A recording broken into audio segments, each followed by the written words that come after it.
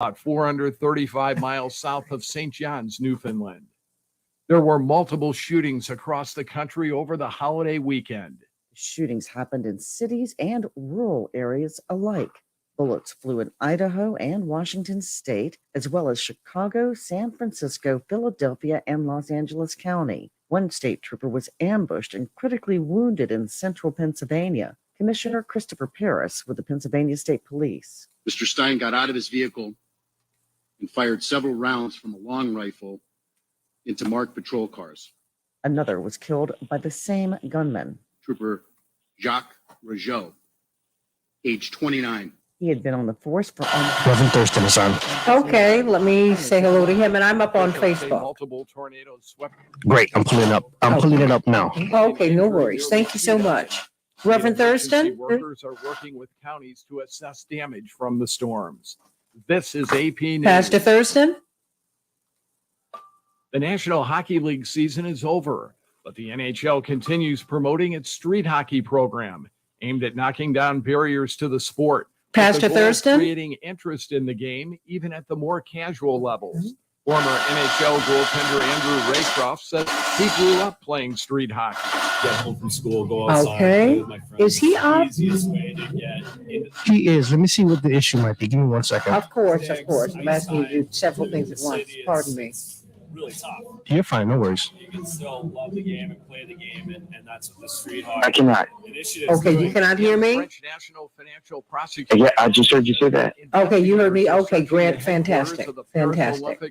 If you said anything else, I can't hear it. Okay, good. Okay, that's, yeah, because I kept talking. No worries. Well, that's great. Glad we got that taken care of. Lord have mercy. Yes. Okay. AP News. This is 8:20 a.m. WCPT Willow Springs and streaming worldwide at WCPT820.com. Okay, Facebook Live sounds great. Okay, great. And you can hear Pastor Thurston on Facebook Live? Yes, ma'am. Okay, great. Now your WCPT820 weather update. From the Weatherology Weather Center, I'm meteorologist Okay, Jennifer. great. Pastor Thurston, I'm looking forward to seeing you today. For today with a high in the mid-80s. Northeast winds of 5 to 15 miles per hour, gusting as high as Pastor 20. Thurston, can you hear me? Mostly clear, low near 63. I don't think you can hear me High okay. Wednesday, sunshine, high 88 degrees. Thursday, Okay, let me double check once more. high around Okay. 82. Friday, mostly sunny, another high around 82 degrees. That's your latest. Yeah, I can't hear her at all. I Okay, hear can you hear me now? In the background. That's it. You heard affordable healthcare Okay. is better than ever. He's And about to now fix there the are more problem. carriers and plans to choose Whatever from. If it you're between is. 18 and 64 years old with a household income of $25,000 or less, this message is for you. Right now, the government's Affordable Care Act is available for individual and family health coverage plans Okay. with little or no I'm going to cost keep you. talking. Pastor Don't Thurston, gamble can you with hear your me? health. Call Healthcare for All at 800 Pastor Thurston, I guess he still cannot hear me. That's 800 Pastor Thurston? 47. Testing, If you're testing. hired, 1, 2, it can feel 3. like trying Can to you find a hear me? needle in a haystack. You can hope the right Pastor person comes Thurston. along, or you can just use ZipRecruiter, like Marco, president Okay. of operations Pastor at Telly Tires Thurston. and Auto Centers. ZipRecruiter helps me find all the right people, even the most difficult jobs to fill. See why Okay. 4 out of Pastor 5 employers Thurston. who post a job on ZipRecruiter get a quality candidate within the first day. Now try ZipRecruiter free at Pastor ZipRecruiter.com/free. Can you hear me? ZipRecruiter.com/FREE. It's not yet. Okay. WCPT replay. Pastor Thurston, can you hear me? A thing in the United States. We now have, quote, protests where Nazis, and I'm not saying that like some hyperbolic slur. Okay, Pastor Thurston. Okay, sounds good. You can hear me now? I'm gonna try calling. I'm gonna try calling him back to see if it reboots the issue. I know they were working on the phones yesterday. And they're Okay. not just Fantastic. like three weird Okay, guys, thank you so just much. Appreciate it. From Mama's basement. You're very welcome. Dozens, hundreds of people doing this at a time in cities all over America. This is not healthy. This is not the sign. These are not the signs of a healthy republic. These are the signs of a country in crisis and a country that is, frankly, I think melting Well, down. I love these Listen to pretzels. WCPT 820 because facts matter. Alexa, play WCPT. WCPT from TuneIn. You want to feel important. You want to be part of something bigger, something that matters and can help change things. You want to feel like you belong. We know. All right, he's back on. Pastor Thurston, can you hear me? About it. We aren't just Army National Guard soldiers. We are normal people just like you. Pastor but our Thurston, part-time can you hear me? service in the Army National Guard guess means not. we get to be more. Still When our can't hear me. communities are in Oh, you can't hear me need, again. we get the chance to stand up. Going in and Okay. out, in and out. Let me reach out to Jim. Again, like I said, they were working on the phones yesterday. I don't know if they might have accidentally turned a knob or something. Give me 1 second. The fertile fields of Indiana, Illinois, and Iowa to the wide open plains of North and South Dakota. We are here for our hometowns. And together, we can make a difference. Take on your legacy. Visit NationalGuard.com to find out more. Sponsored by the Illinois Army National Guard. Aired by the Illinois Broadcasters Association and this station.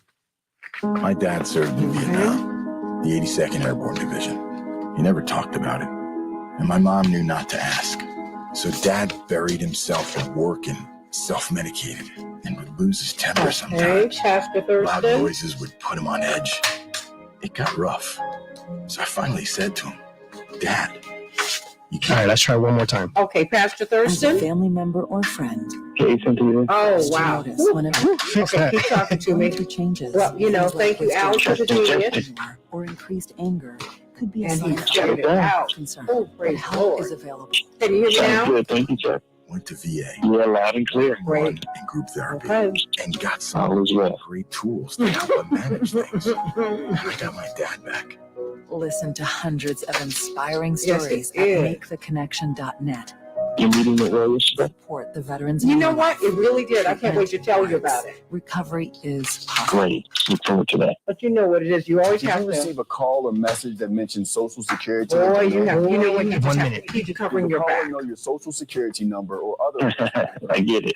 Tell you that I your know Social you do. Security number had been used in connection with the crime. And it just, you Did you know, feel worried that your Social Security number might be suspended? all this stuff Your just gets bank very account might be complex. frozen or seized, or you could be arrested. That is not the Social Security Administration. Social that's, Security will not you know, threaten you, demand your personal That's the information name. or That's the name instant of that payment. tune. It's called Email being or an text adult. documents or use government You know? name to gain your trust. 30 seconds. Security does not accept payments by gift card, And then there's so prepaid many debit different card, factors that internet change currency, everything. or by mailing cash. Criminals For use you, these you know, forms of so payment because they are hard to trace. Some of these people I Do haven't not be fooled. seen Hang up. in Ignore them. about 20 Report years. this criminal activity to the Social So Security when I walked in, Administration, I Office shocked of the them. Inspector General. 10 seconds. So that's its own thing. We'll talk about that. I can't wait. Okay. Okay. Alexa, play Stand by. PT. WCPT from TuneIn. Hey, my morning star. Change the world. Here we go. Change the world. Change the world. We can change the world. We can change the world. Change the world. This is the Santita Jackson Show. War and hate to a place of not too late. Gotta save the children. We can't wait. Let's change the world. I am breathing. Hey, everybody. Welcome to the Santita Jackson Show. We got a lot to talk about today. On Tuesday, June 20th, 2023, I'm Santita Jackson. It's a joy to be with you, coming to you from WCPT, the nation's largest progressive talk radio station, and AM 950 Radio, the voice of progressive Minnesota. I want you to meet my morning stars, Dave and Andre. Who else is there today? So many of you. Robert, hey, Shalom, Francis, and Shirley from beautiful Philadelphia. Do not forget that.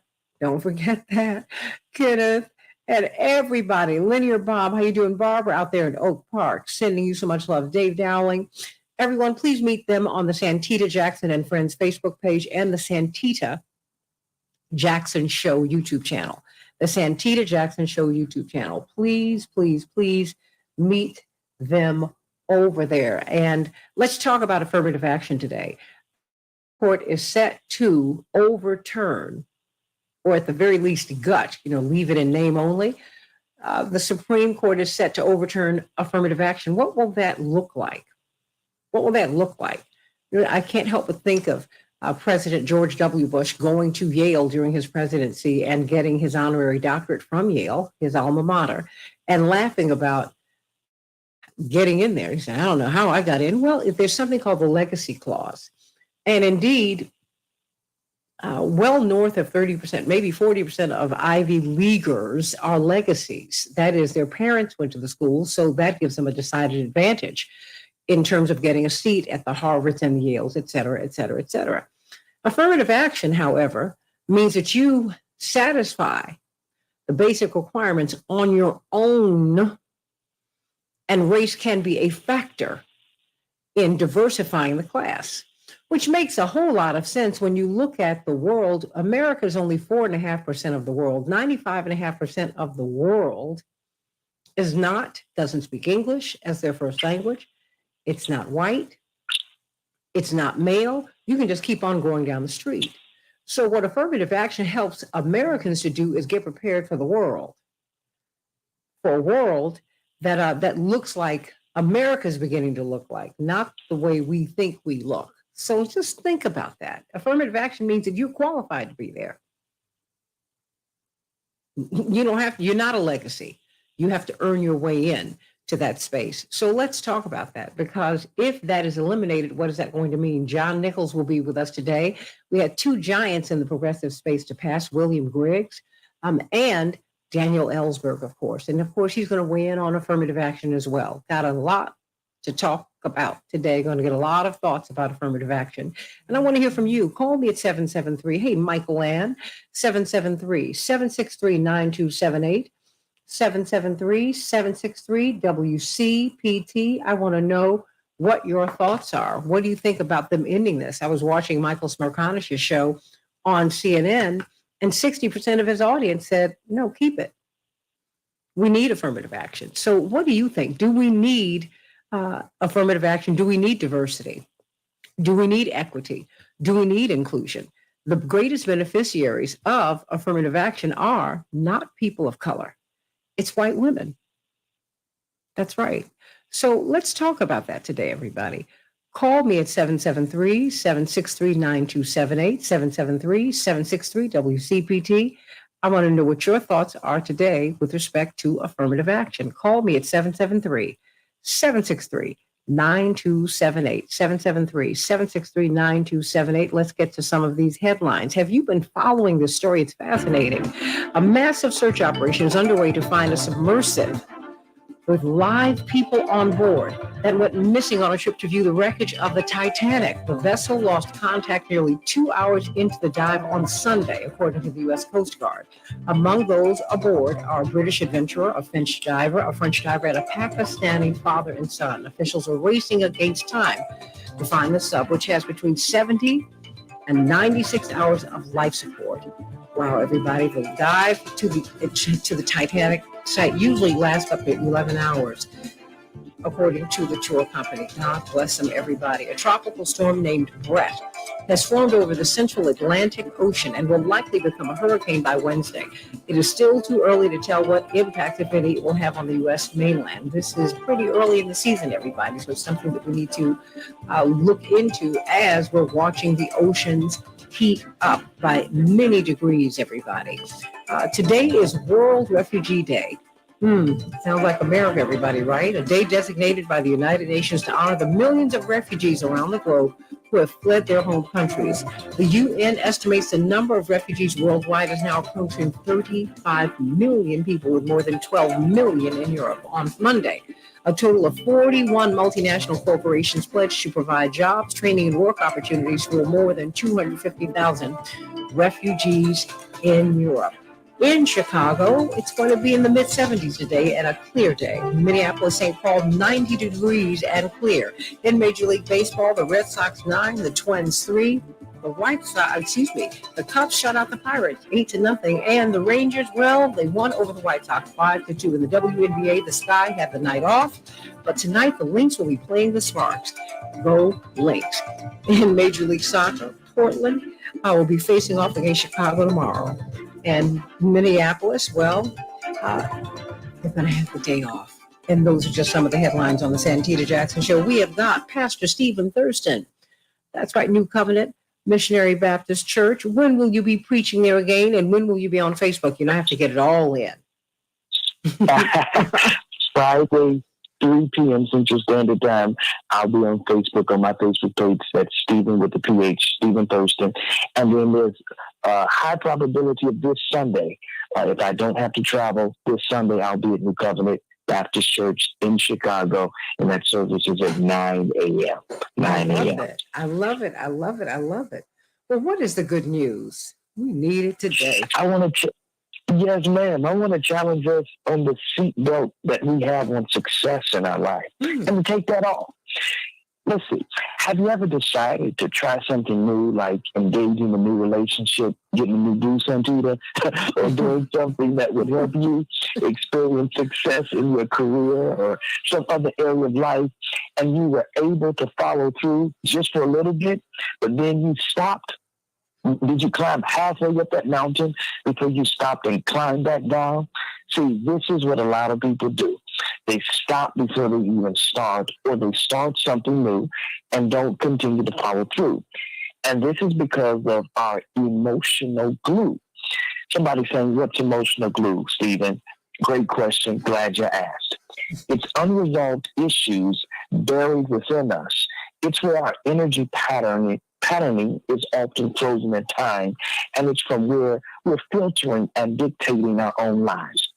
And while we normally see self-sabotage and procrastination in a negative light, today, let me show you another angle on this as well. Did you know that self-sabotage and procrastination can also function as a survival mechanism? Dr. Nizan. The experience we want brought us pain in the past, or we don't feel like it's like we're good enough to experience it, we'll either sabotage it, or our brain will provide us with a list of reasons why it won't happen. But I want us to keep in mind that it may not be in your best interest anyway. The reality is that sometimes what we think we want isn't what we truly want. So self-sabotage and procrastination may be our inner guidance system saying, hey, I've got another way, I've got another option, I want you to try a better path. We self-sabotage and procrastinate for many reasons, and it's different for everybody. Most often, it's coming from a part of us that just wants to feel safe. And the key is working with these parts, not against them, and not trying to get rid of them. The symptoms of self-sabotage and procrastination carry important messages for us.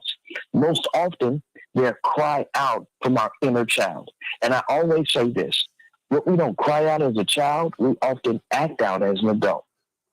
And if we're overindulging in substances, food, using distractive activities, or not doing what we say we want to do, then there's a reason. The key to healing and shifting that energy pattern is discovering the reasons and what that part of us actually needs. We often experience self-sabotage and procrastination when we're unconscious, or when our unconscious needs aren't being acknowledged or even met. When we want to experience something new, our subconscious goes into its memory files to see if what we want is safe. If we've had painful experiences in the past that were similar to what we want now, that might be the reason a part of us is procrastinating and or self-sabotaging. Why? We have a built-in survival system. And when we've had a negative or painful experience and our protective part wants to keep us from happening to us again, all of that stuff kicks in. And sometimes we've had many disappointments in the past, so our subconscious puts the brakes on and says, what that used to do to you, we don't want it to do to you again. So when we start seeing our symptoms as catalysts to understand ourselves better, and we turn internally by giving ourselves what we truly need, we'll be able to heal and overcome that self-sabotage. And if you experience any of the symptoms I've mentioned, I want you to be kind to yourself. I want you to be gentle with yourself. And instead of feeling down on yourself and sabotaging yourself, I want you to begin to dig below the surface to understand what you're really afraid of and how your behavior may feel like safety. When you understand why you're hurting yourself and holding yourself back, you'll finally be able to let go of what doesn't serve you and get what you want and you need for your future. That's the good news of the day. Hope you have an amazing day. Amen, amen, amen. Thank you for that. You're making me think. Almost was a little slow on the draw about, why we stop ourselves, why I stop myself. and things that I'm just really becoming some issues of which I'm really just becoming aware, or I'm just becoming aware how profound they are. And and it's making me think. I saw the Evers documentary. It was on really the two main characters are Merle Evers and her daughter Rena, of course, the widow and the daughter of Medgar Evers. And I didn't realize that her eldest child died very young. And so many of these civil rights leaders, their eldest children died very young. I don't know if Ralph Abernathy III made it past 50. And that is Reverend Dr. Martin Luther King's daughter, Yolanda. She was very young, maybe 50. And you just keep on going. And you know what happened when I saw the documentary? And I'm so glad I was by myself. I wailed as I cried. It took me about 5 hours to watch it. And I didn't realize. I was like, "Whoa, where is this coming from?" And I forced myself to finish watching it. But I think all those years of worrying about my father and talking to Rena about what happened with hers, and she said, "But I don't know how you've done it, Santita, because for you this nightmare never ended." Not that she didn't want her dad, she said, but everything that our father prepared us for his assassination when we were children. Rena wasn't 10 when her father was killed. So we were taught to drop, tuck, and roll. She said, once that happened, that ended. We worried about our mother, but not in the same way. And so, everybody just is carrying something. So I hope that this message, I hope you heard it. Go to WCPT 820.com/Santita so you can hear the podcast of the show so that you can hear this. You need to hear this message today because we're all carrying something. And it can help you. It can hurt you. Let it help you. Let it help you. Amen. Blessings to you. And I will see you at the bottom of the hour as we talk about affirmative action. But we've got Dr. Shanina Knight, and all of us are beneficiaries of affirmative action, and I'm proud of it. How about that? What will the world look like when it is no longer here? What's on your mind today? Dr. Shanina Knighton, infection preventionist. Good morning, Santita. How are you today? It's great hearing your voice. Good. So it's interesting. I actually want to just talk to people about moisture and the fact that it can lead to mildew. And so this is something oftentimes that I do see ignored within homes. And it has consequences. So side effects, health consequences as a result of being able to breathe it in. Unfortunately, this isn't something that, let's say, ignores a certain type of demographic of a household, but it does occur in many households. And when I say it can occur in many households, literally letting water stand on clothes for so long can lead to mildew. Having, let's say, wet surfaces such as a ceiling or some sort of a floor as it continues to thicken over time can lead to mold or mildew. And so bringing that up, because typically people say, oh my gosh, I'm having a sore throat, my head is hurting. They'll describe headaches and different things, as a result of being exposed to mold. It causes, allergies, so allergy symptoms, which then can affect the lungs, cough, chest pain, a blocked nose. And so oftentimes people will say, I've had a cold or I can't get over this illness. And I'm bringing this up, Santita, because I know we talk a lot about COVID. We talk a lot about the common cold. We talk about a lot of allergies and different things that could have looked like COVID. But we don't talk about those environmental things that can also bring about cold symptoms that could also make someone look as if they're sick. And so I encourage people to look for, let's say, mold, which can have a darkish color appearance in terms of circles that can be blackish or purplish. If you're looking at, let's say, mildew on clothes, it may take on that same appearance. It's very important to understand that inhaling it and just being around it can make you sick and can bring about symptoms that do look like cold. I hadn't thought about it. So you're saying that it could be the common everyday things that promote unwellness? Exactly, because it's a fungus. So black mold is a fungus, and yeah, it can actually cause your immune system to react. And so oftentimes, like even though it rarely causes death, for somebody that already has, like let's say, allergies, they already have asthma and different things that are triggered just as a result of health, being exposed to mold or mildew can aggravate those symptoms. So is there anything that you can put in your, you have humidifiers, right? Is there like a dehumidifier or the air purifiers? Should we invest in those in our homes? Will that help? It has to be removable. So you actually have to remove the mold. So it's not necessarily you have to remove the mold and the mildew. You can't just necessarily let's say breathe it out or get a purifier. And so oftentimes what you'll see, people use like a bleach and water solution with a sponge or a rag to be able to remove it. Where do you go to remove it? Is it the vents? If it's in a wall, it could be on the wall. If it's closed, you have to remove the clothes. So whatever the source is, you have to remove the source. Okay, that's just one more thing, everybody, but we can do it. I know. And I think we can talk more about it tomorrow, but I think it's something that continues to get ignored but has such a detrimental health impact on people. Mold, everybody, watch it. Yet something else to watch. But these are things of which we're not aware. They're all around us.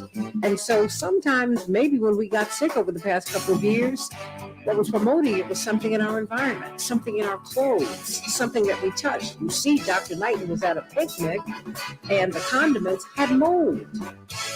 So it's a lot. There's a lot. There are a lot of unsanitary conditions that we are dealing with, and we have got to sanitize. And we have to respect people who sanitize, people who clean, pay them properly, train them properly, so that we can all live in a healthful way. Let's talk about affirmative action. LGBTQ rights are on the line, affirmative action's on the line, all of these things that we've been living with for the past 40, 50 years, a lot of stuff that we've taken for granted. Well, it's on the chopping block. Maybe, maybe not. But most people agree that the Supreme Court is poised to end affirmative action. I want to know what your thoughts are. 773-763-9278.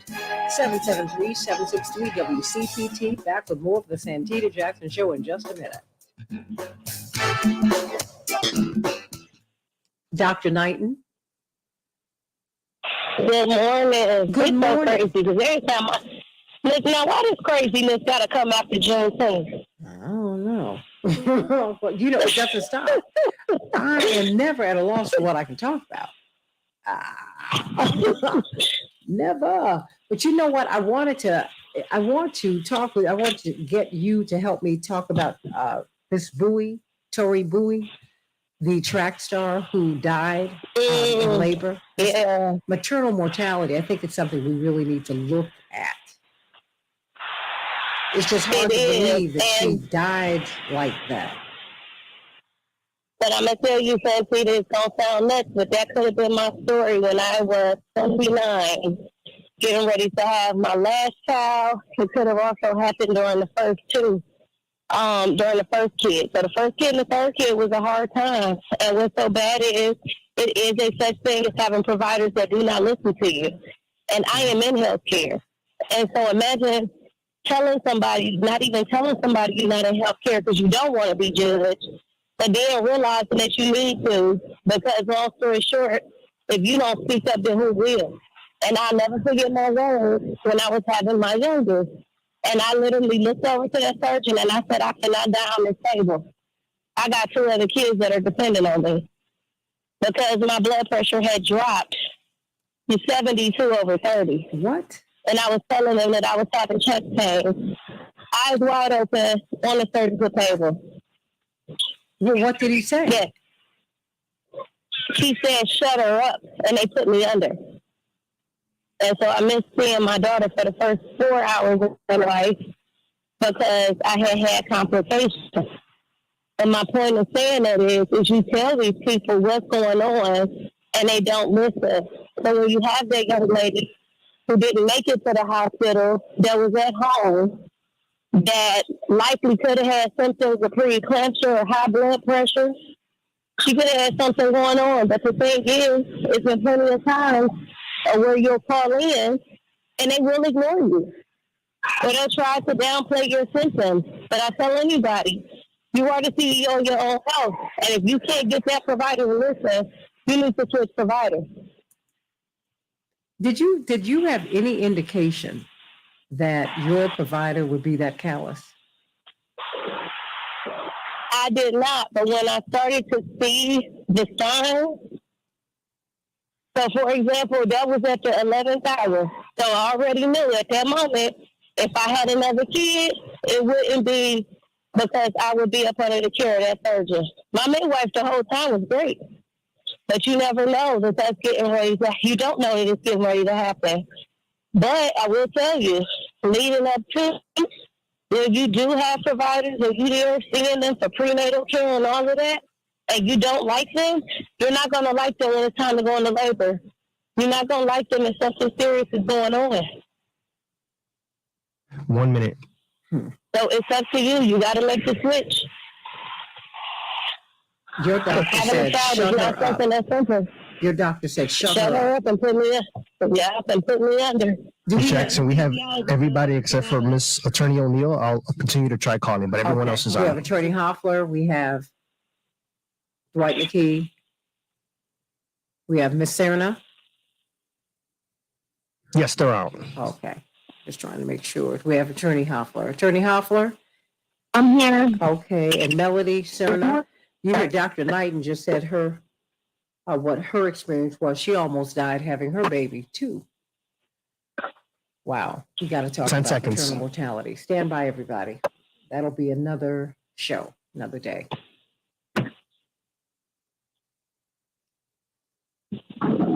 Okay, stand by. Change the world, change the world. We can change the world, we can change the world, change the world. This is the Santita Jackson Show. War and hate to a place of love, it's not too late. Gotta save the children, we can't wait. Let's change the world. I am green. Hey, everybody, welcome to the Santita Jackson Show. July 15th through the 19th, Rainbow Push will have its international conference. You need to be there. If you do not believe that the civil rights movement is ongoing and that it is for everyone, just wait for the next 6 weeks. Within the next 6 weeks, we are supposed to get a decision from the Supreme Court. In this case, Students for Fair Admissions versus the president and fellows of Harvard, and the Students for Fair Admissions versus the University of North Carolina. And at the end of the day, it's about affirmative action. Will race be a factor in college admissions?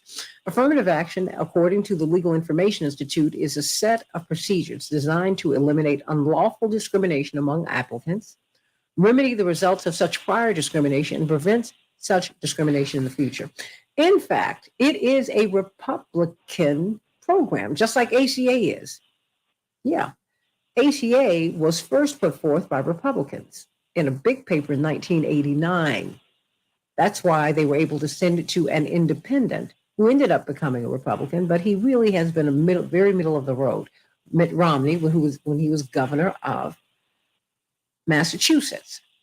So this has been a Republican program, which is probably why it gained so much traction during the Nixon administration.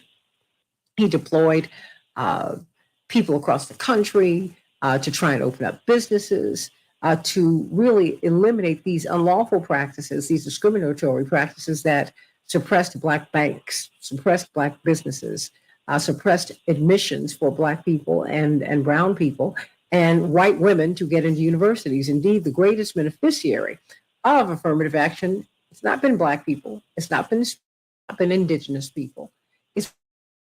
So what about this?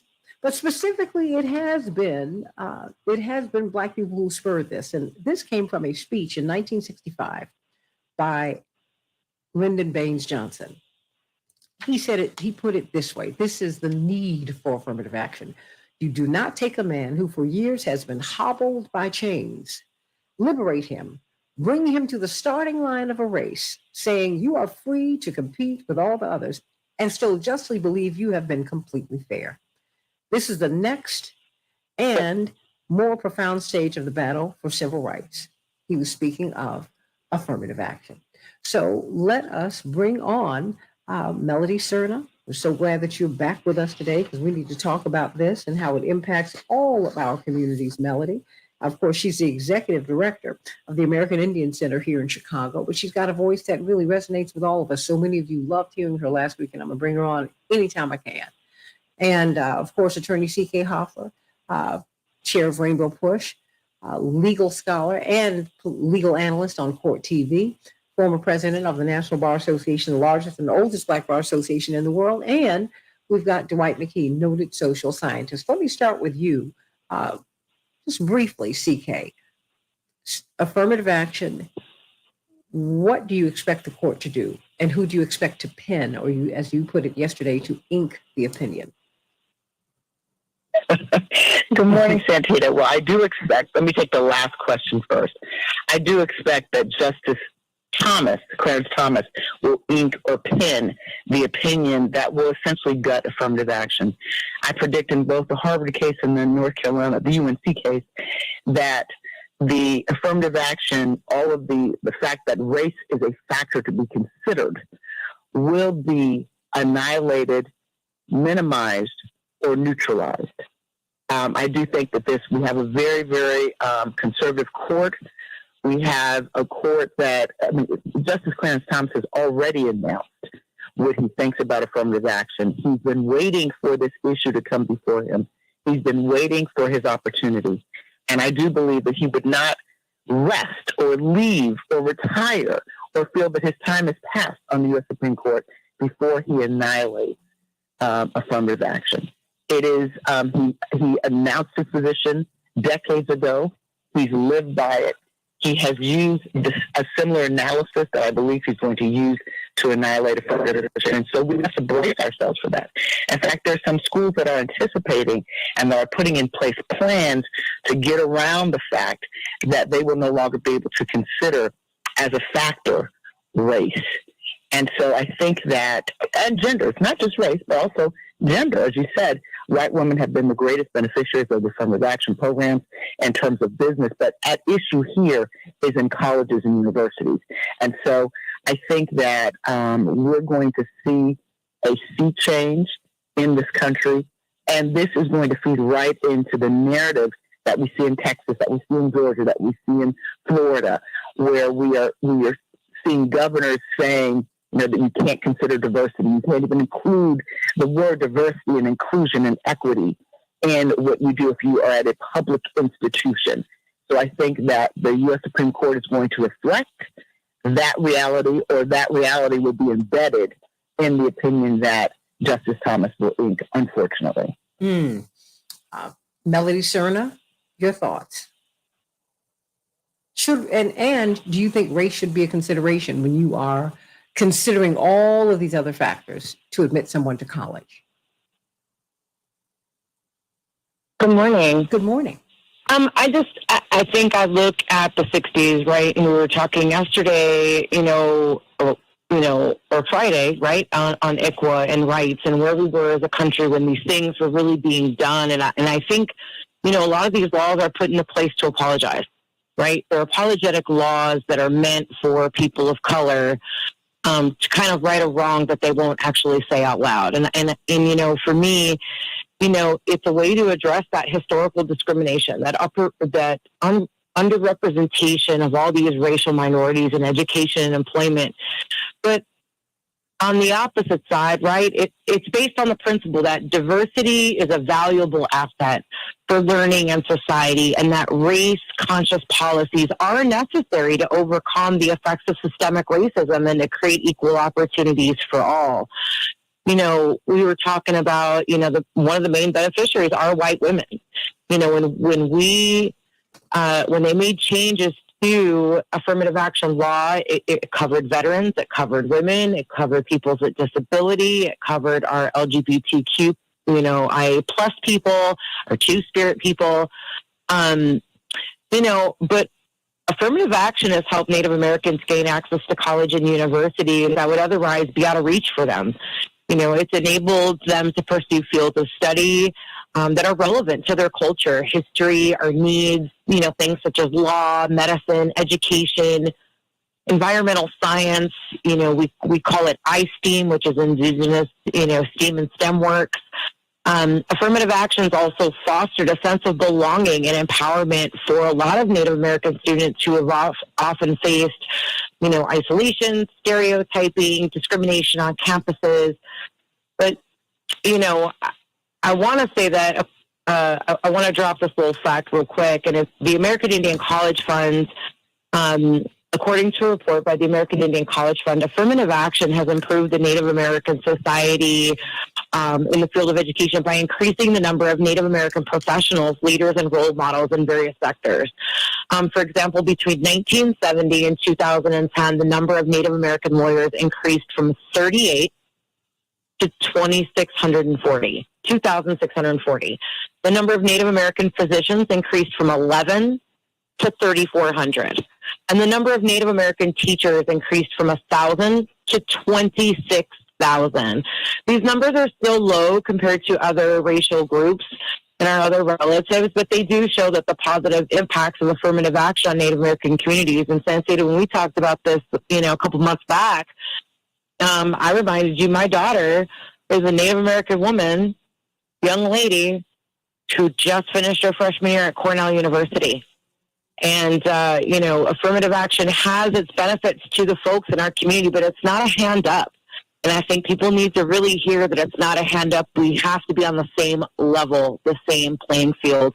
It's just expanding what that playing field looks like. And so I'm a firm believer in affirmative action for colleges and universities. I believe that the way to educate yourself is to also be educated with the diversity of what our nation truly looks like. And so that's me. I'm a believer in that. And what it is. We don't realize I saw a clip from Dr. King. It was really in the last year of his life, in which he talked about how Europeans were not just given a leg up, a handout.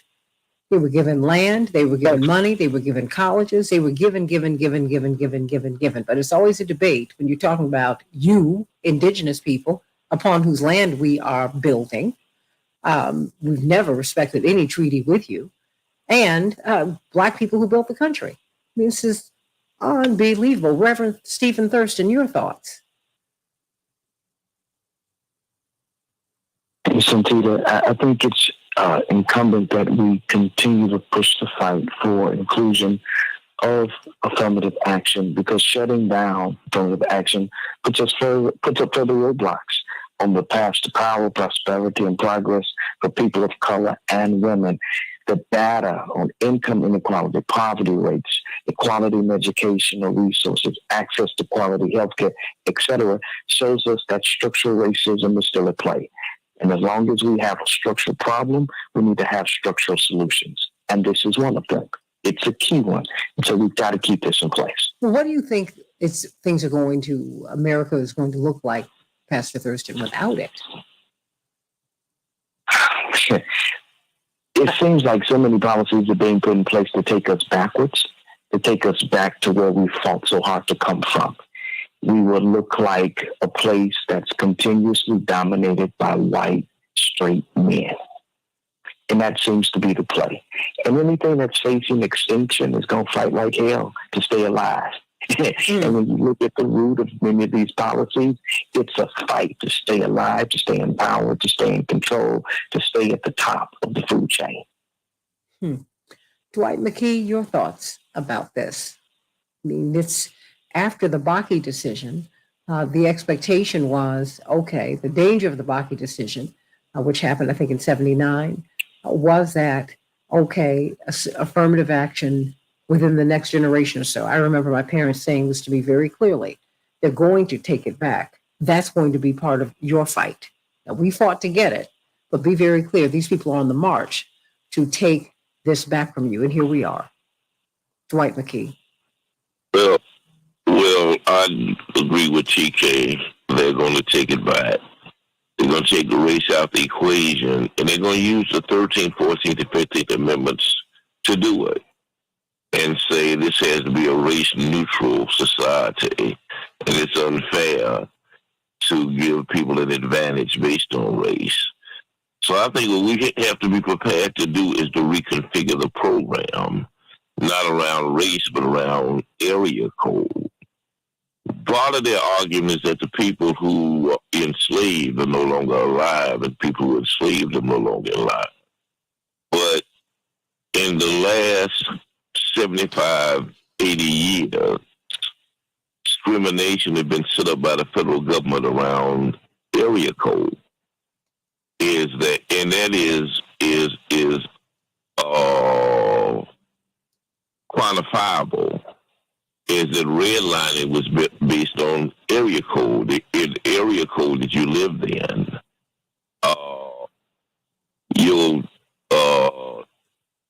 discount on the value of your house, the valuing of your house was based on area code, where that if you had a house, same house in one neighborhood that was worth $300,000, right up the street in the black neighborhood, the same house will be valued at $200,000. And it was a government policy. The government did it. They examined it. They quantified it. And so you can bring their own research. So that way, segregation really kind of worked. It was set up to work against us, but it really did work for us because it becomes an alternative to race, a real alternative. Because of the racism and the segregation, I estimate that 90 to 95% of the people who now will be evaluated based on area code will be black and brown people. And it probably would take white women out of the loop because most of them live outside those barriers. But I think that we should really be prepared to fight and argue that because it was a government policy. I also feel like... No. Please continue. Yeah, I also feel like so there should be both contracts and a point system, a legacy system built into the colleges and the contracts that factor in area code as a variable for your obtaining entrance to colleges and for you obtaining contracts. You can build a point system around it, so it's not the only reason, but it plays a role in how you are accepted. The same way the legacy reality plays a role in why you're accepted in college. It's your parents or grandparents or mom and daddy went to college. They give you a certain amount of cachet for that.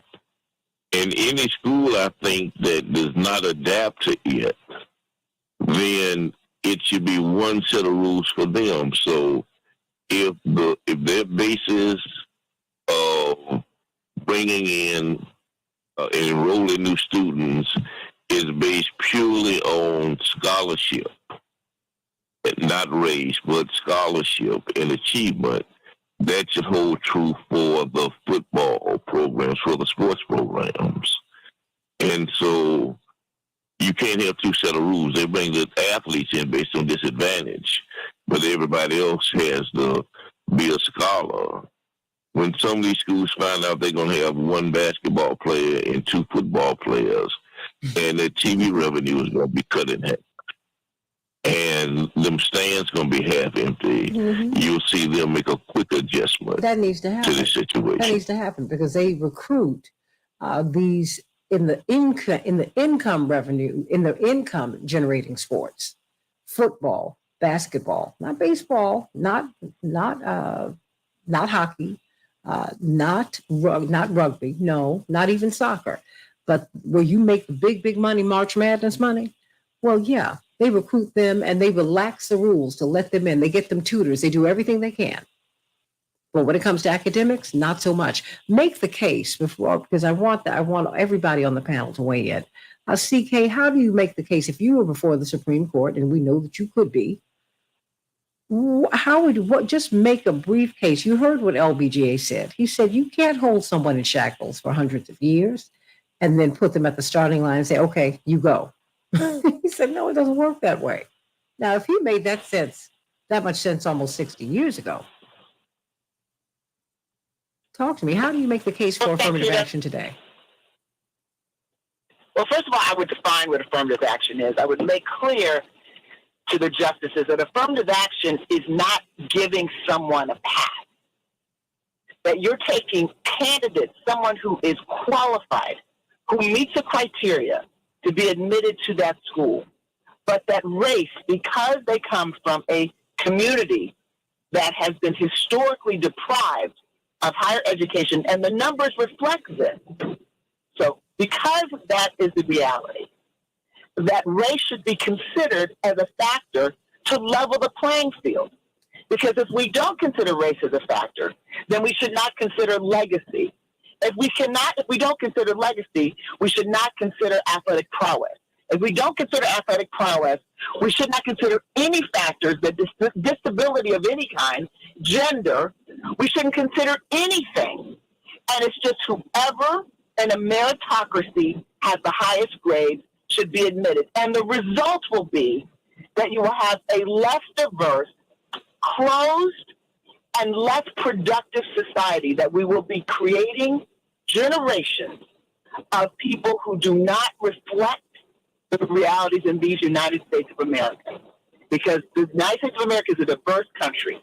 So if we take out affirmative action, if we take out race, if we take out gender, if we take out cultural heritage, if we take out disability, and all of the factors that we can consider in affirmative action, then we've got to do it across the board, and we will see that this country will not be a country that any of us want to be a part of, because we literally will be excluding the majority of the people in this country, and this country will not reflect its population, its demographics, or any of the rich cultural diversity that exists here. And it will also take us back to a time when unless you were a white male, you did not have the ability to vote. You did not have there was no level playing field unless you were a white male. And if we are prepared to go back to that time, then we should get rid of affirmative action programs. And that would be one of my strongest arguments that I would make. Well, I would take time to make it. But those are the factors. If we're prepared to do that, if we're prepared not to look at the United States, not to look at America the way it is, but the way that some people want it to be, then get rid of affirmative action programs. But do it across the board. And don't allow there to be legacy either. So President Bush second President Bush would not have been able to be admitted to Yale.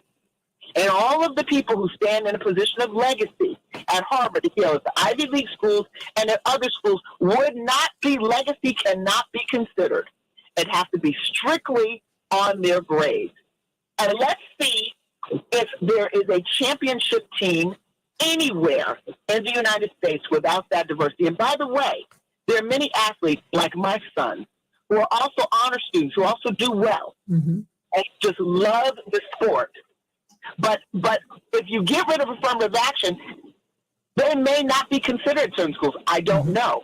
Because if you get rid of affirmative action, then you get rid of the sports stuff too, then unless those students are 4.0 students, then they should not be welcome in a program, even a sports program, even an elite sports program. So we don't want to build a country like that. That's not what this country is built on. This country has been built on immigrants. The very people who have built this country, who have made this country the rich country that it is. African Americans and the immigrant community. And enslaved people and would be indigenous annihilated. people. Yeah. And indigenous people. And their histories would be annihilated. And that is, so we can't separate the neutralization of affirmative action programs or the annihilation of those programs with the other things that are happening in this country that would take us back generations. So as your parents said, Santita, we have to fight to keep it. They fought to put it in place. We have to fight to keep it. And there's more than one way to keep the type of sensitivity and sensibilities that affirmative action programs bring. And I think that's what some colleges are looking at right now, because they see the writing on the wall. I wish I didn't see the writing on the wall this way. I hope that I'm wrong. I hope that I've misjudged. I hope I misapprehended. I hope that Justice Thomas surprises me once, just once. I'm not asking for much, but just one time in his life would surprise me with his opinion. But I don't believe that that's the case. It's not. And, you know, I mean, Reverend Thurston, he's so hostile to affirmative action. I mean, he is openly hostile, and no one benefited from it more, except white women.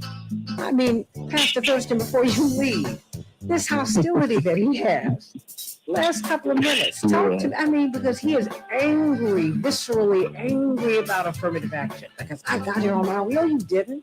Nobody does. You didn't get to earth on your own. Your mom had to squeeze you out. I mean, what are you talking about?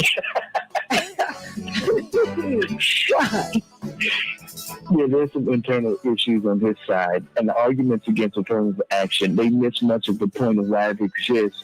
There's a legacy of discrimination that America has yet to overcome, face head on, and deal with. And there has to be a concerted effort to deal with it. Otherwise, we'll continue this narrative of what America has been and currently is. And getting rid of this thing further condones, again, structural racism and perpetuates this false notion of colorblindness in America. And I don't want a colorblind America, because if we're colorblind, you don't see me. I can't get rid of my color. And I don't want to. And so we got to eliminate that whole process. You know, because Pastor Thurston, Melody Cerna, and of course, Attorney C.K. Hoffman, as you leave, and Dwight McKee, race is not the problem. Racism is. Race is what it is. Racism is the problem. And I think we need to be very specific about that. It is not race that's the problem. Race-based admissions, racist-based exclusion is the problem. If you have President George W. Bush laughing at Yale, I don't know how I got in here. Well, me either. But I do know, legacy. And you were able to matriculate. I mean, of the former First Lady of the United States, according to what the Harvard committee told me, she shouldn't have been considered for admission to Princeton because she wasn't in the top 10 in a public school, even if it was the top school in the state. And she came out of Princeton with honors. So what does that mean? She even had her college counselor tell her not to apply to Harvard Law School. She wasn't Harvard material. I remember when she told me that. I remember that. I said, girl, you better go on and apply. I said, if I learned nothing from my Harvard experience, Michelle, I learned this. Do not give your power of self-assessment to anybody. If you feel, if God has put it on your heart for you to apply. Next. Let's talk about it, everybody. We got a lot to talk about today, because what will America look like if you continue to try to exclude me? America is not going to win without me. How about that? You're not going to win. Get over it. Back with more of the Santita Jackson Show in just a few minutes. July 15th through the 19th, we will be talking about this at the Rainbow Push International Conference. You need to be there. The push is on. The struggle continues, and victory is certain if you continue with the struggle. Back with more of the Santita Jackson Show in just a minute. You know what I just got you all? Well, Dwight is not going to be into this, but Reverend Thurston will be. Have you all heard of the Lexercise machine? No. Okay. It is, you know how you have these machines where you can pedal? Yes. Okay, but this does it automatically. So I have it running during the show. And you can go reverse, you can pedal forward or pedal backwards. Oh, you're talking about when you're sitting at your desk? Yeah. Yeah. Oh, yeah. I have one of those. Girl, yeah. I mean, I have one of those. Girl, I feel like I've run a mile. No, it's great. No, it's great. Girl, look, it has gotten on my last nerve today. Do you hear what I'm saying? I had to take off my high heel shoes. I said, ooh. wait. It's very effective. It's very effective because you can sit and do and really work. I mean, it's very, very effective. I type on my computer. I do a ton of work at my. I mean, it's very effective. It's. Oh, I've got it. I mean, like I got it. Like right, I'm. I stop it every now and again because I don't want it to make too much noise. But it is. You really do feel it. You guys, I mean, you really feel this thing. And let me pull this down because now they say Chicago's still the most segregated city in the United States. I've got to get the people from Brown to talk about this. And Santita, I'm going to have to run. I have an appointment. Yes. That's why I was trying to let you go. Let's follow this. Well, thank you so much for including me on this discussion. Oh, and girl. we need to follow this very closely. Well, let's I talk just hope about. that we are completely wrong in our assessment. But let's talk tomorrow because you know what? I've also been disturbed by this Tori Bowie story, the young Olympian who died at home.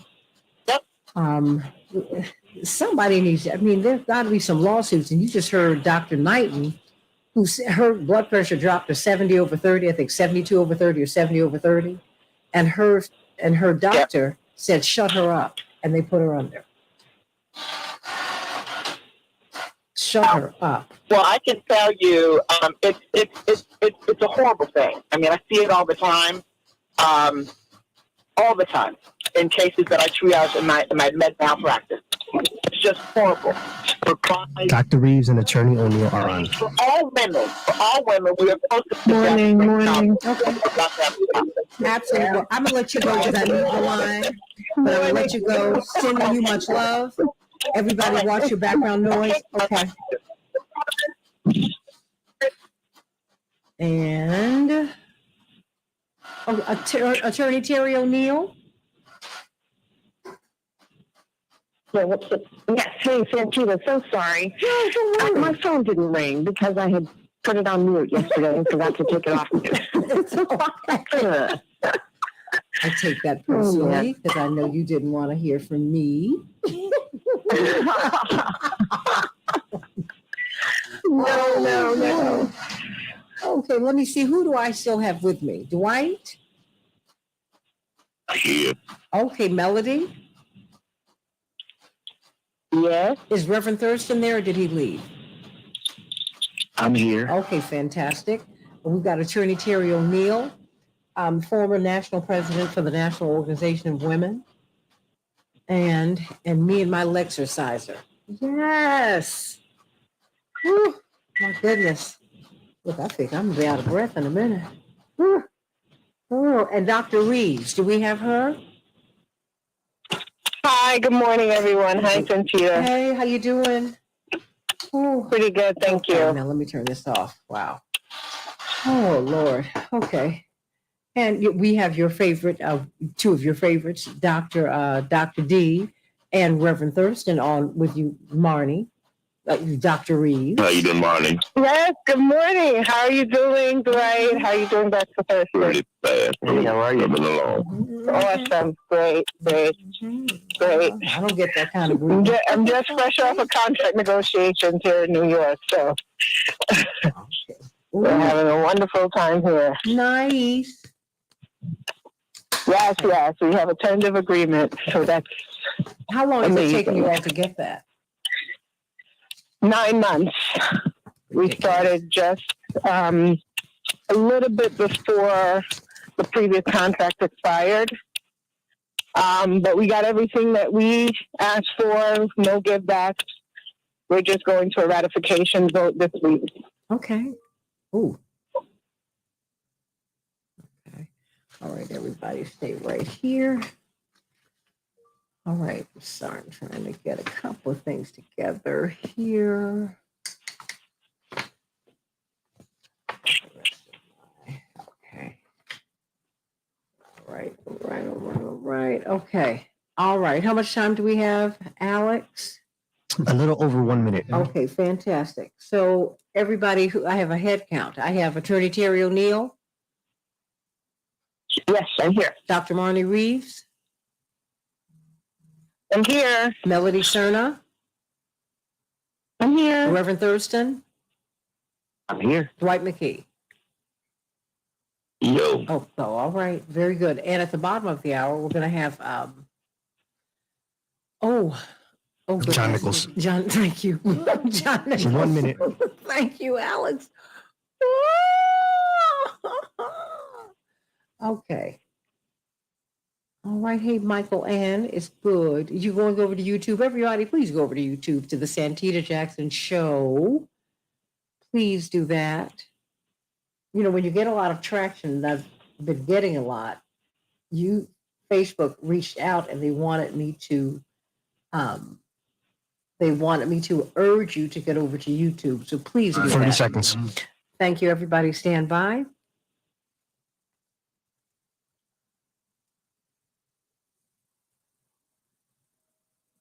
Oh.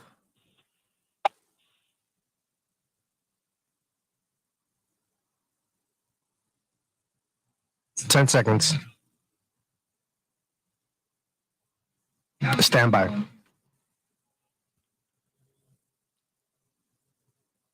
We can change the world, change the world, change the world.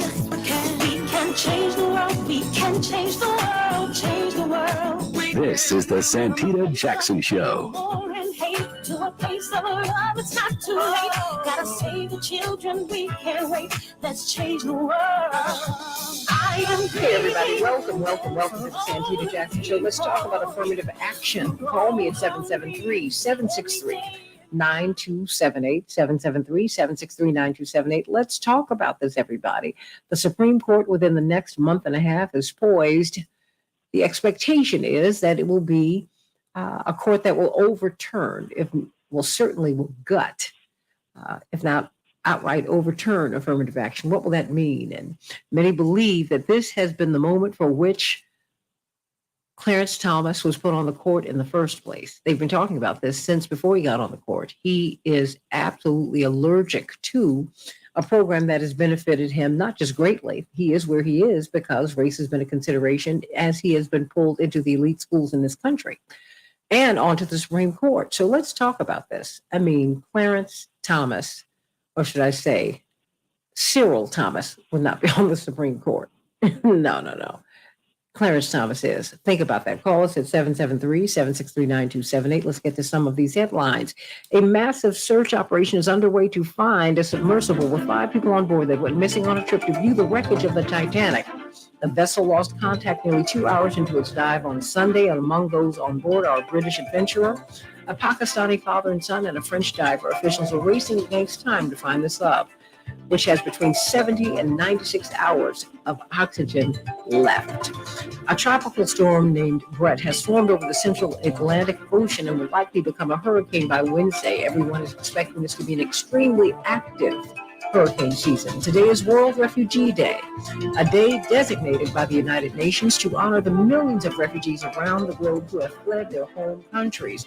The UN estimates that the number of refugees worldwide is now approaching 35 million people, with more than 12 million in Europe. On Monday, a total of 41 multinational companies pledged to provide jobs, training, and work opportunities for more than 250,000 refugees in Europe alone. Does anyone use Johnsonville sausages? Well, more than 42,000 pounds of Johnsonville sausages have been recalled because of possible contamination. The brand's Better with Cheddar pork links may include thin, black, fibrous strands of plastic, according to the FDA. The USDA said it remains concerned that some of the recalled products may be in consumers' refrigerators or freezers. Please be careful, everybody. It's the Better with Cheddar pork links line, everybody. And now we're finding that more and more major insurance companies are pulling out of some states entirely to limit their risks where natural disasters are common. Uninsurable places are growing across all 50 states, but now it's especially difficult to find reasonable homeowners insurance in California, Florida, Louisiana, due to the likelihood of damaging hurricanes and wildfires. Well, then why do I need you? How about that? In Chicago, we're going to have a high of 75 degrees. It's going to be clear. Minneapolis, St. Paul, 90 degrees and clear. In Major League Baseball, the Red Sox 9, the Twins 3, the Cubs 8, the Pirates nothing. A shutout, everybody. The Rangers 5, the White Sox 2. In the WNBA, the Sky had the night off, and we'll have 2 nights off. But tonight, the Lynx will be facing off against the Sparks in Major League Soccer, Portland versus Chicago tomorrow. And Minneapolis later on in the week, everybody. You know, we have been talking about financial freedom. We're going to have David Hochberg back on the show in a couple of days. If you are a first-time home buyer, everybody, which means you have not owned a home within the past 3 years, this program may just be for you. You need to reach out to Team Hochberg at 855-56-DAVID, 855-56-DAVID, your trusted local lender.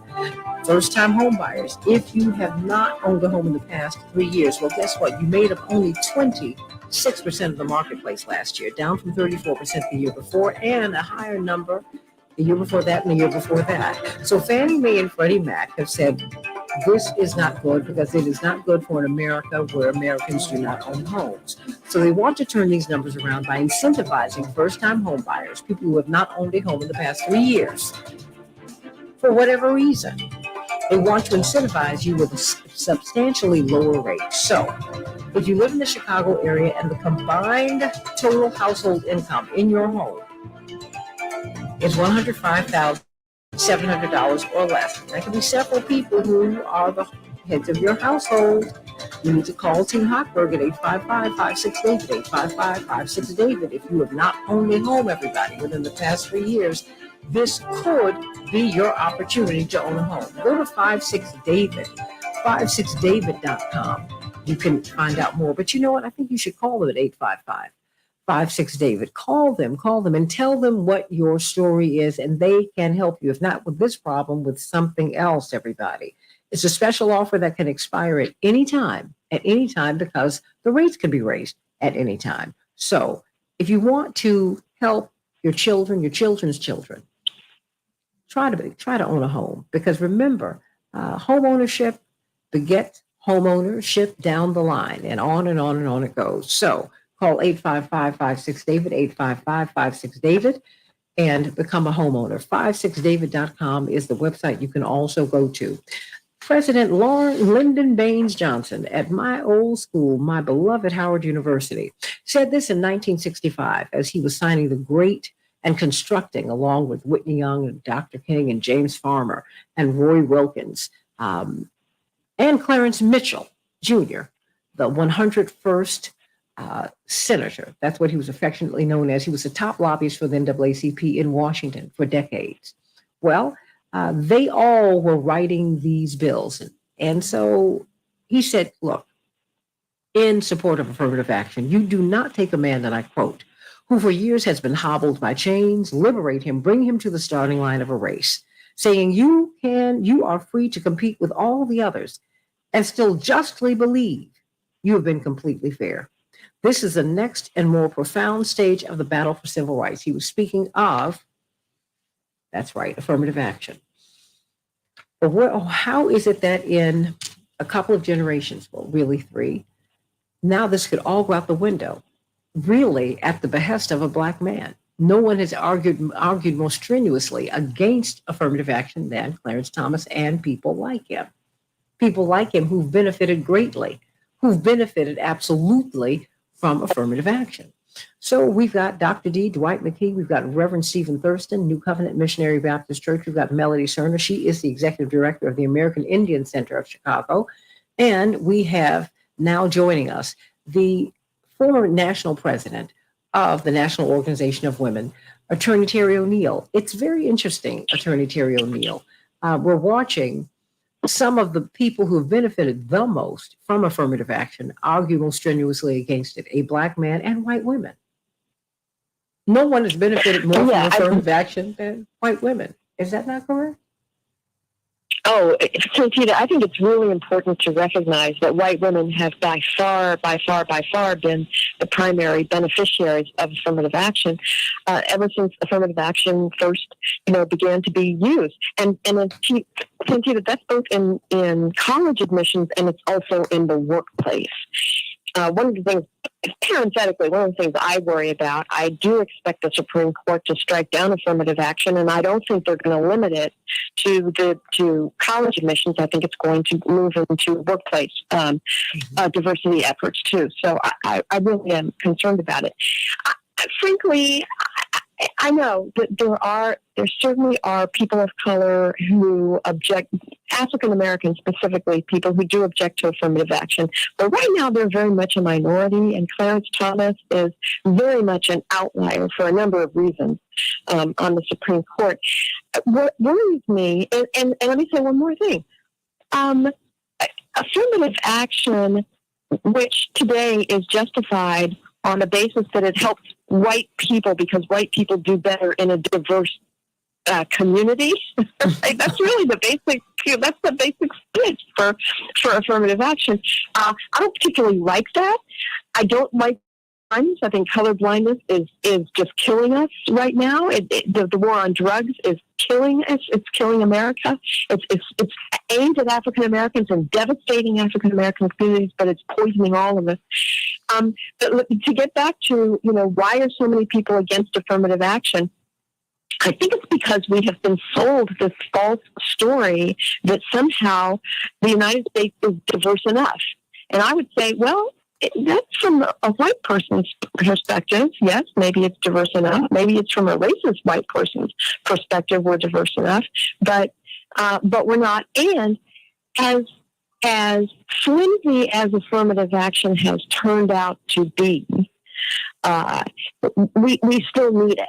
It is necessary, but not sufficient to move us toward a truly just, racially just society. What will America look like without it? I mean, because I fully expect, like you, for this to move beyond colleges. When you want to get a government contract, when you want to increase, make the workplace look like the rest of the country. I fully expect I expect this to be the big chop, if you will. Yeah, I think what America will look like without affirmative action, certainly in the short run, like over the next five years or so, we are going the black middle class is going to be even more strained and stressed than it has been, and the financial debacle that George W. Bush put into place, frankly, driving our economy off of a cliff back in 2007, 2008, hit African American and other communities of color the hardest, and has been the hardest to recover from. And then, of course, the war on drugs is killing the African American community and specifically harming the black middle class. Without affirmative action, I think the black middle class takes another body blow, and it's unfortunate because we need from the African American community because white leaders are not leading us to racial justice. Reverend Thurston, what about this black middle class they've really, this has been a bulwark. It has been a way for us to make it into the middle class, to have these numbers. And Dwight McKee makes the point that, please, if we recruited students to these universities as rigorously as we recruit these athletes, the universities would be diverse, they'd be equitable, and they'd be inclusive. What are they expecting the country to look like? What are they thinking? They can't win without us, Pastor Thurston. They can't, and it's amazing. It's like they don't look at the bigger picture of how this really affects the fabric of this country, the workforce of this country. You mentioned the black middle class, and it's like where many of our churches were built upon these individuals and their incomes being able to support the ministry work. And as I look at my congregation, that middle class has gotten older and they have shrunk, and they're not being replaced because our younger people have the degrees but not access to jobs to make up that gap. And so it can pose a very scary picture for what the future of this country will look like as we continue to increase the gaps in income, in equality, in equity, in access. Very scary place also considering the notion that white people are going to become the minority in just a few years. So what's that really going to look like? How are we going to impact them when they find themselves in the place of the minority? It's all going to be very interesting. We'll be arguing for affirmative action. Okay. I mean, Melody. I mean, that'll be rich. I mean, because Baki was whining. You're not letting me into medical school. Oh my gosh. Then you have the young white lady from Michigan. I've been blocked. You've hurt me. You've thwarted my chances. You've thwarted my ambitions, my dreams. Look at me. Yeah, it's tongue in cheek, everybody. But Melody, we have all when the workforce, when college, when every place you go looks like America, we all win. We are losing. I mean, America cannot afford to exclude anybody. Someone with the genius that will solve cancer is out there. And we're not educating them. Someone's going to figure out something on that job that's going to increase productivity. They're out there, but they're not going to get hired, or they're going to get fired first. I mean, what do you make of this fight right now? Well, again, for me, there on the educational level, when we're talking about colleges and universities, like I said, and I'm gonna brag a little bit for a hot 2 seconds. My daughter, Native American, Hispanic child, 4.22 GPAs, 4-year, 3-sport, triple athlete, most decorated athlete in her school's history. She went to Pritzker College Prep, Chicago Public School, a charter school nonetheless. And I'm saying that, Santita, because she just finished her freshman year at Cornell University. And nobody handed her anything. She's not a legacy child. She didn't get that because she was legacy. She earned it. She had to be on that playing field with the rest of those, applicants. This past class of 2026, that was the most diverse, but it was also the most selective class in Cornell's history. Because of where they were in terms of really trying to, you have a caller, these really great students, but I look at how we really looking at affirmative action on this college level. And I think most people don't realize, but according to the U.S. Census Bureau, only 13% of Native Americans have an older, even have a bachelor's degree. 13%. How did that happen? And that's See, and that's I'm asking you that the 36 because land grant colleges were created for white European immigrants. They were given land, your land, right. And on. How is it that only 13% of you have degrees? What is that? When we look at it, right? If you want to even delve even further, right? 18% of Native American fourth graders and 17% of eighth graders scored at or above proficiency in reading, compared to 37 and 34% of all students, respectively. So they face and have faced and continue to face higher rates of poverty, unemployment, health problems, social challenges. They're on these reservations that are in severe rural areas. They have no access to water. There's very little access to electricity. There's very little access to roads. And in order to, they have decided, right, do we honor our culture or do we give our children education? Do we educate our children on our culture? How do we continue to lead for the next 7 generations? But people will continue and have continued to disparage Native Americans because they don't think we're here. When we had those 1950s relocation acts, we had 5 major cities. Chicago was one of them. It's how the American Indian Center was even born. They were coaxing Native folks to come off the reservations with the hope of jobs and schools and employment and living spaces. And then they got here and there wasn't any of that. We were treated almost like immigrants in our own country, right? We got here and nothing was given. Nothing. It was taken, and then they said, we might give it back with the hope of possibly getting something back to be on a little bit of a more equal playing field. Let's go to these urban cities and see what this looks like. And we didn't get that either. And so when we think about schools and affirmative action and this, no offense, this white settler colonialism, and what does that really look like? This is what it looks. This is exactly what it looks like, right? Our children are suffering. Our children will continue to suffer, and the face of the nation will continue to suffer because what they are trying to do is set us back the settler colonialism. They see the population shift.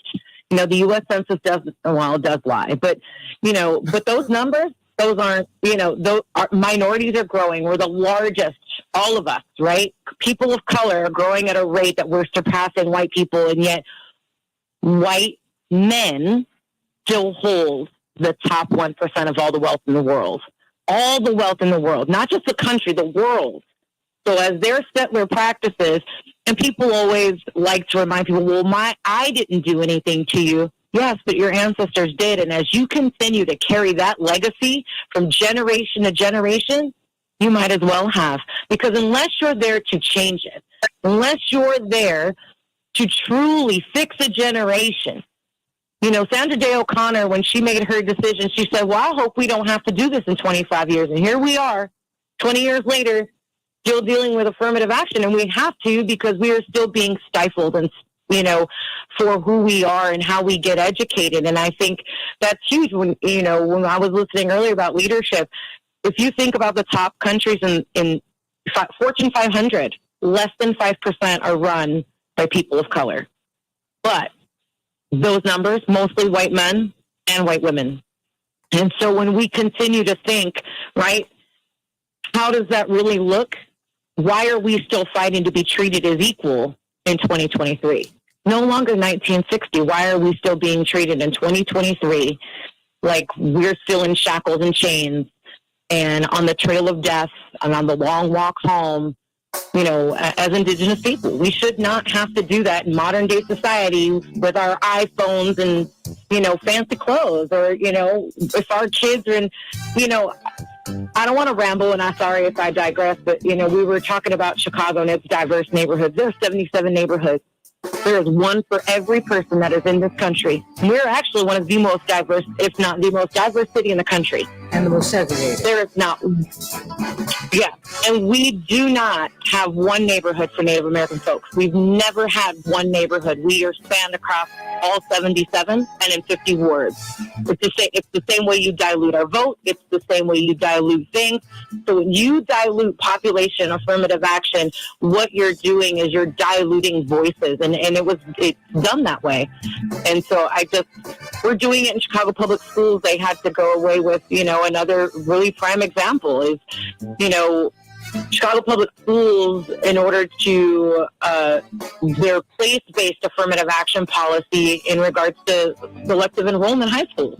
Whitney Young is one of them, right? It's one of the best schools in the country at this point. But what Chicago did versus race, they did socioeconomic status, so SES.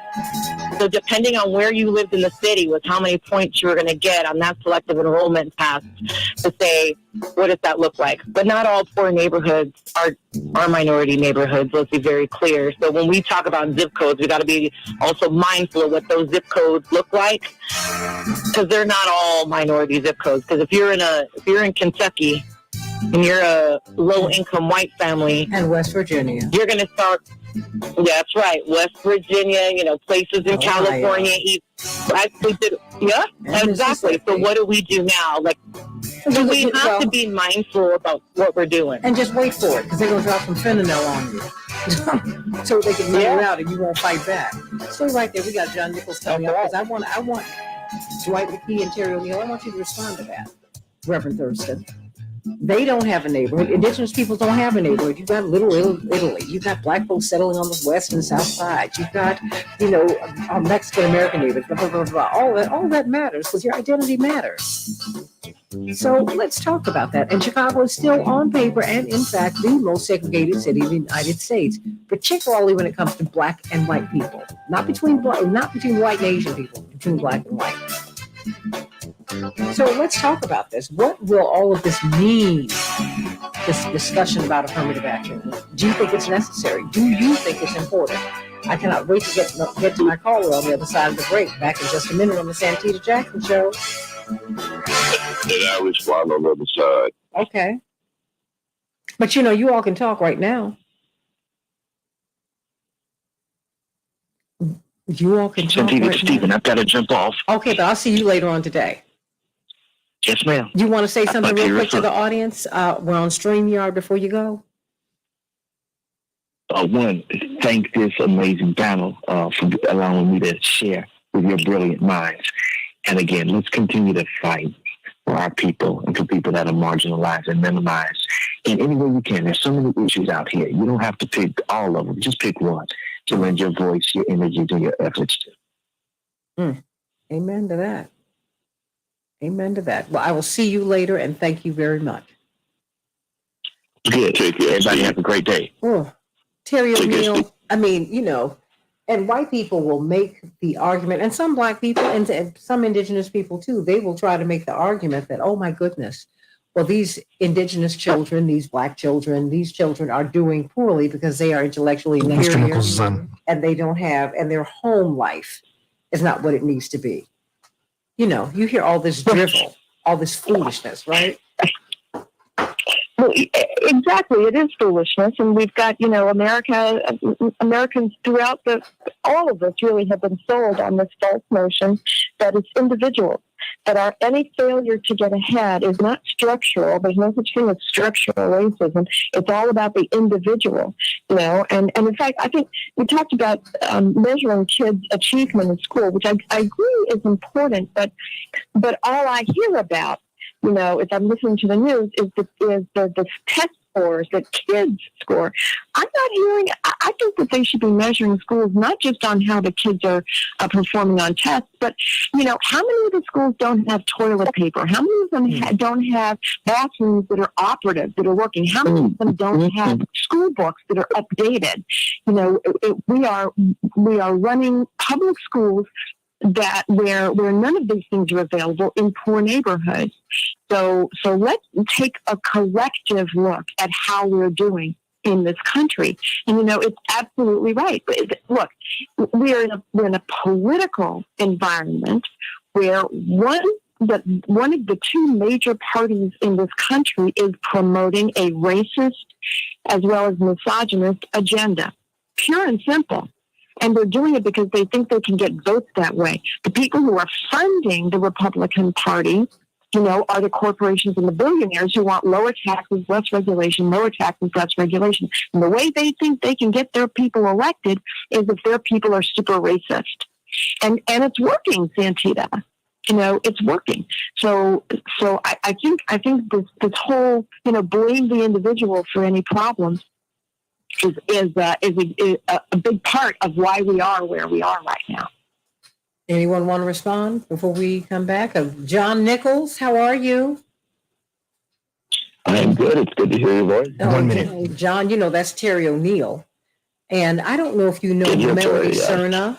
She's the executive director of the American Indian Center here in Chicago. Tremendous person who I want you to know her. You'll be at the convention, and she will too. We've been on together. We've been on this show together a couple times. Well, you know, I believe in that. No, love you. I believe in bringing been a great together. pleasure. And of course, Dwight McKee, one of your great admirers. But 30 seconds. Let's wrap up the show with these tributes. But I don't want to break things up on affirmative action. I'm going to let Dwight respond to what we just heard. I've got to go to a caller, and then I'm going to come to you to hear your thoughts. John Nichols. 10 seconds. Excuse me, we're coming up, everybody. Stand by. Ooh, Lord. I've got this new machine and boy. Can change the world, change the world, change the world. Yes, we can change the world, we can change the world, change the world. This is the Santita Jackson Show. War and hate to a place of love, it's not too late. Gotta save the children, we can't wait. Let's change the world. I am breathing. Hey everybody, welcome back to the Santita Jackson Show. We've been talking about affirmative action, and all of you have a lot to say. Before I get to you, Dwight McKee, of course, as we welcome John Nichols for the show, he is here with us every Tuesday at 7:30 as we get to John Nichols. But we have had a caller call in, Marty from Chicago. Marty, how you doing? Oh, hey, I'm doing great, Santita. How are you doing this morning? I'm glad that you called us today. Absolutely. I'm glad I was able to jump in. Well, what's on your mind? Sure. Well, I was watching a couple documentaries the other day. One was on Vinegar Hill in Charlottesville, North Carolina, and this was a Black community that had single houses, whole neighborhood basically. And in the late 50s or in the early 50s, there was a vote to basically demolish the entire neighborhood. And because of poll taxes that existed at the time, the margin to destroy this neighborhood was only 30.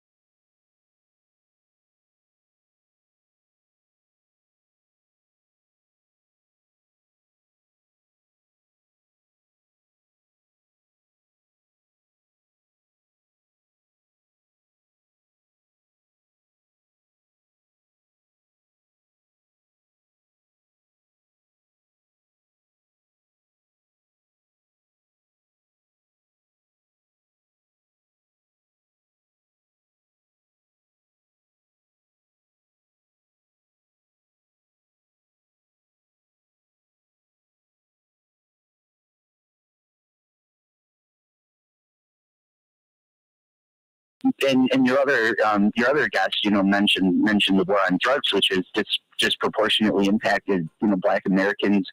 It's decimated our communities.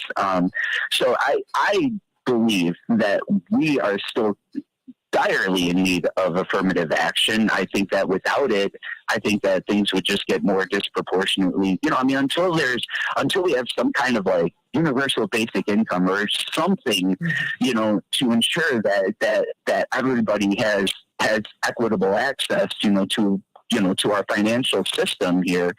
I think we're still desperately in need of policies that empower African Americans. Well, when you know the story of Tulsa, Black people and indigenous people too have, as we have made progress, we've been thwarted. The first time a bomb was dropped on American soil, it was dropped on Black people in Tulsa.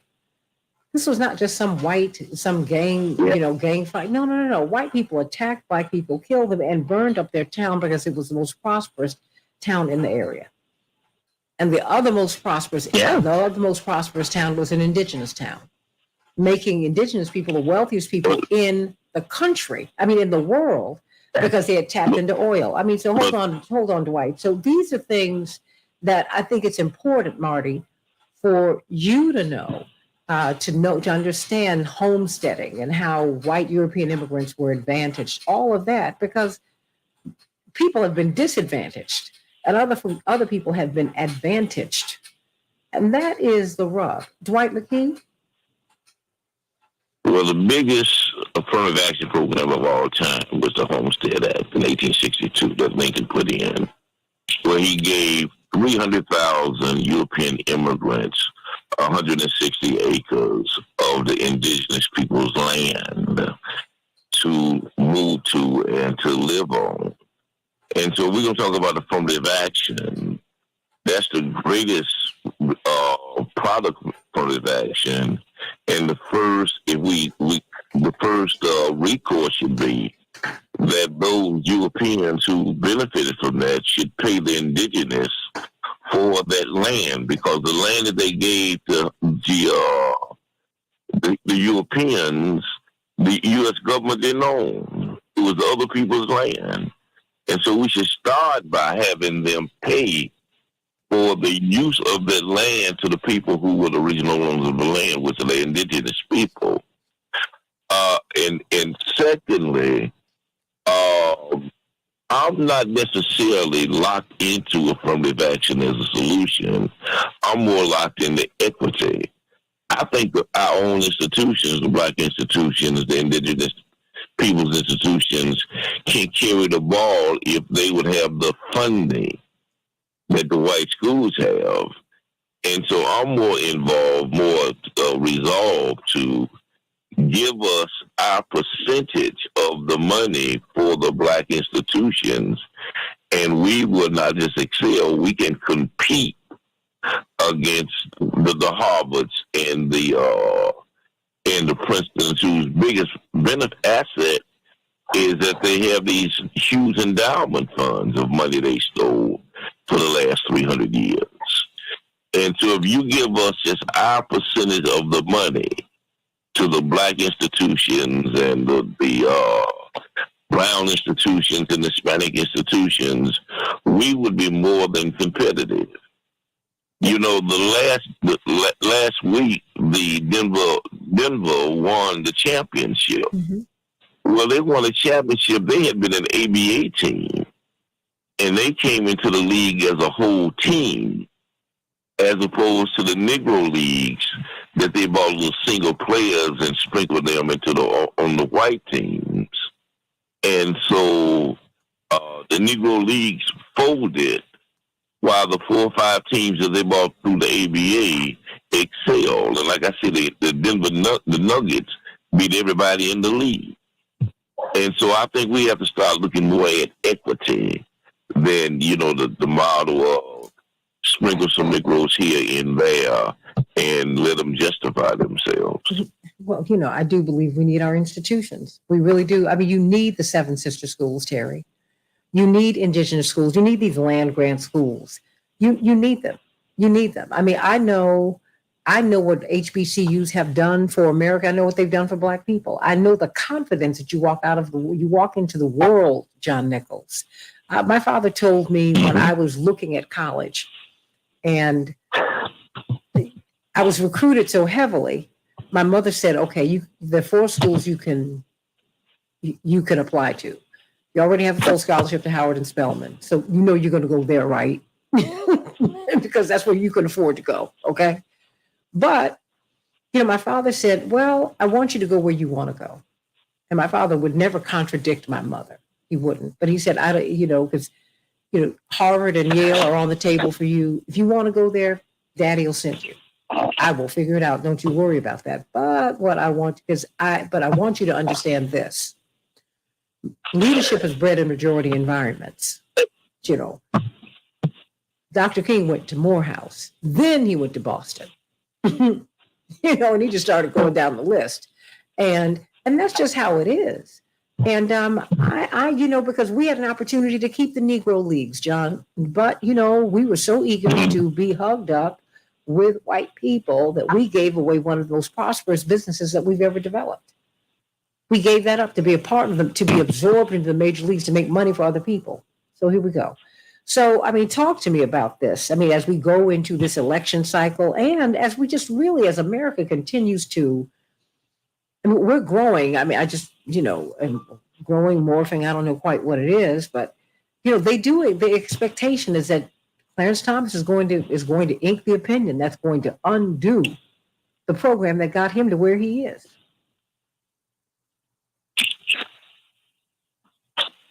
John Nichols, what do you, do we need affirmative action? If so, why? I think, of course, we need affirmative action in some areas. In many areas, because it's an effective tool to move things forward in precise zones, right? You can get more people into slots in universities. You can get more people into certain forms of employment. There's no reason to get rid of it. There's no reason to undermine it. However, one of the great dangers, and I think Dwight speaks to this, is the assumption that affirmative action is the only tool, that if you have affirmative action, then you can turn away and not worry about other concerns. That's absurd, because affirmative action, even if it is practiced for 100 years, does not bring you to equity, does not bring you to the fairness and the justice that 400 years of oppression has taken away, right? So you take affirmative action and you put it in the toolbox, along with a number of other initiatives that allow us to move toward a just and equitable society, not simply for the people who benefit from affirmative action, but for the whole of society. And that's one thing that I think is important to put into the mix here. Affirmative action is good for institutions that have been too limited, too constrained, that have had too little diversity. So affirmative action isn't just for those who we refer to as having benefited from it. Affirmative action benefits the whole of society. So if the court takes it away, the court damages universities, the court damages workplaces, the court damages institutions. Once we've said that, once we understand that, we should be in favor of affirmative action. At the same time, we should also recognize that this isn't the end of the discussion. This is just one small part of it. And that's what I really fear in the moment that we're going into. The discussion that we're having right now is a super important one because it goes beyond the narrow constraints of how a lot of the media discusses this. My fear is that if the court, undermines affirmative action, there's going to be a great discussion about, well, how do we get affirmative action back? Which is fine, but that doesn't go beyond that to how do we address the fundamental injustices of society with affirmative action and with a host of other initiatives. So what do you think, what will America look like at this point without it? Well, many institutions are going to try to find workarounds. If it is taken away, there will be efforts to come up with ways to address the issues that arise if you eliminate affirmative action. But here's where the problem comes in. The institutions that come up with ways to continue to promote diversity are those which are already at least somewhat trying to get things right. Where the problem will come in will be in the places that most need that diversity, that most need that, opening up, that freeing up of things. And so we will become, I fear, more and more of a divided society, more and more of a society where, we have some regions of the country, some places where genuine efforts are being made, and other regions of the country, other places where there is a satisfaction with going backward, with going back to not just the pre-affirmative action days, but to the days when there really was a tremendous level of inequity and injustice, and it was not, attempts were not even made to address it. So I think that taking away affirmative action is a very damaging thing, not merely for the practical realities of undermining affirmative action, but also for the much bigger realities of what it does to our, that arc of progress, right? That movement toward justice. And so I think that's where we take it seriously, right, on many levels. But yeah, America is a deeply divided country already. It's a country where many people are trying very, very hard to move forward, to advance, to create a multiracial, multi-ethnic society that really is beneficial to the great mass of humanity. But there are other people who want to, go back to a point where the very wealthy, the very powerful, the very privileged have clear advantages, and that there are few roads up for those who aren't wealthy, powerful, privileged, and of backgrounds that have historically been benefited. So I think that divisiveness becomes more serious. And the one final thing I'll say as regards our politics, this becomes an issue that will be exploited during the 2024 presidential campaign, during Senate campaigns, congressional, local races, and it would be exploited obviously by our Republican candidates, Donald Trump and others. And one of the most important things in that moment is that Democrats, Biden on down, that they become much more comfortable talking about these issues. You can't shy away from it. If the Republicans are out there attacking affirmative action and attacking equity and attacking efforts to achieve justice, if Democrats don't, in that same moment, say, no, you are wrong. Here are the things that we need to do in this moment, and here are the things we need to do going forward. If there's not a real debate, then we get into that terrible situation where the discussion is skewed toward the extreme right, rather than a real discourse that goes back and forth.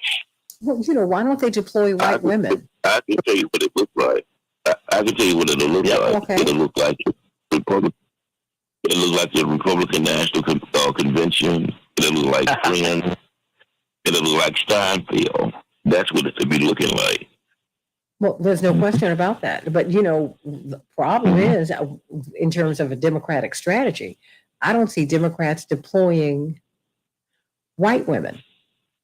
And I'll put this to you, John, and to Terry O'Neill, saying, hey, wait a minute, we've benefited from affirmative action more than Black people, Hispanic people, Indigenous people, anybody.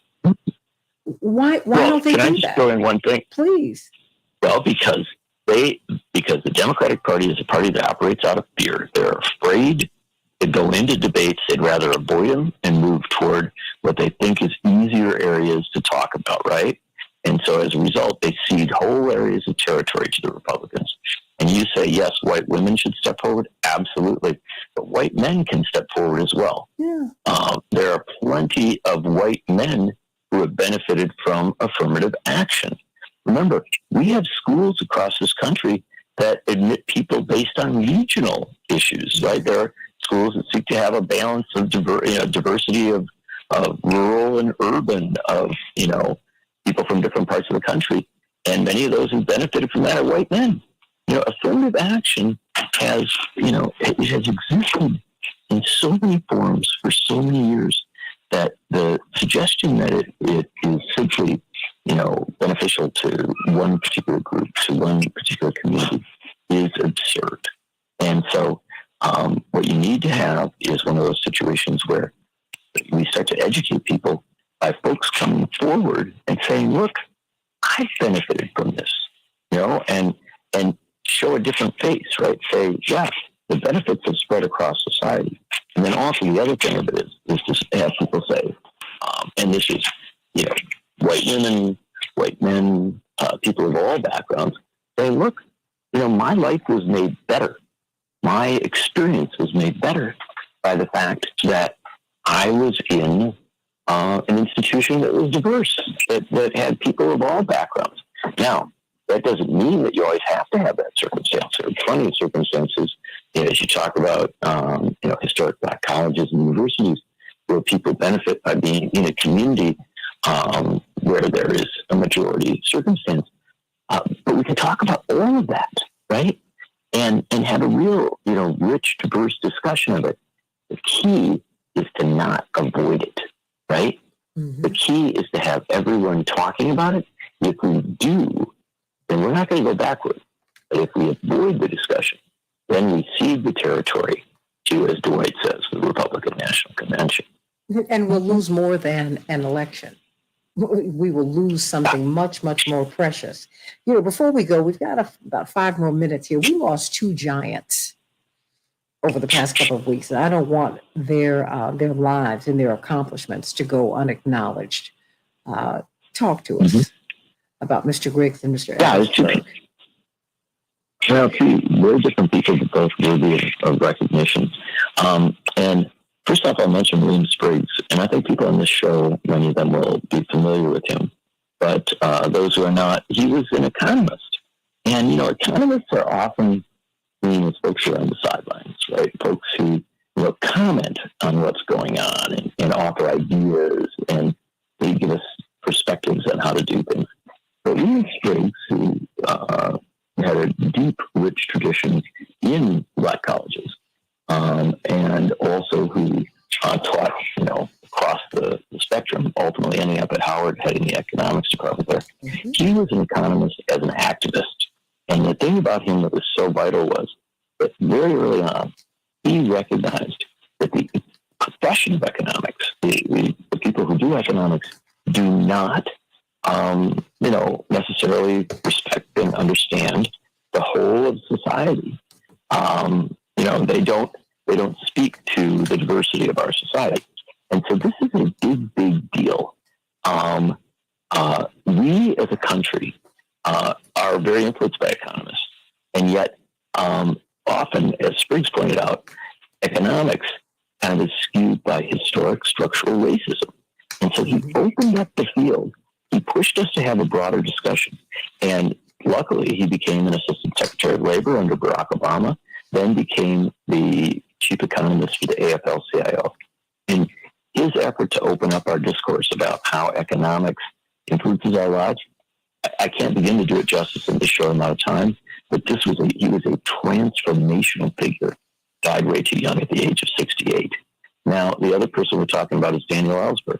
And more people know Ellsberg. Ellsberg, an incredibly famous figure because of the Pentagon Papers and revealing the truth about what was going on in the Vietnam War. But the important thing to remember about Ellsberg was he was someone who taught us as a society that we need to know what is being done in our name, but without our informed consent. And he didn't just do it back in the early 1970s with the Pentagon Papers. Again and again and again, when someone came forward and revealed things that the government didn't want to know, and then was demonized for it, threatened with imprisonment, threatened with all manner of official assault, it was Daniel Ellsberg who would step up and say, hold it. Don't punish the whistleblower. Listen to the whistleblower and change the things that are being addressed. He was a fundamental speak truth to power individual. And his loss at a much older age is one that we really have to recognize, because we need the whistleblowers and we need those who speak truth to power. And we need, these economists who really speak for the people and not the corporatocracy. We need them so much. What should we be looking for in the final as we come into this week? I've got 1 minute for you. What should we be looking out for this week? It just seems like all of these decisions and so much is happening, so much is coming at us all at once, John. So I'll tell you what we should be looking at really closely and keeping a close eye on is that debt ceiling debate is not really resolved. The appropriations committees in Congress are dealing with these issues, and we are still in a very dangerous space where if things are done the wrong way, we will see even more money going to the military-industrial complex and even less money coming to social services, social programs here at home. And one of the biggest mistakes that Washington makes is we have a big debate about something, and then we say there's been a congressional vote and it's resolved. It is not resolved. Keep an eye on what all's going on there, because we still face real dangers of losing more resources for programs that we desperately need here at home. Absolutely. My brother said that, the farm bill is coming up. That comes up every 5 years. He said that is a big deal. He said SNAP is part of that. Everybody, and they're taking more and more money from people every cycle. And people are already hungry in America, hungry. They're the cashiers. They're the garbage workers. They're everybody, people who you are standing next to, working for you, working alongside you, are hungry.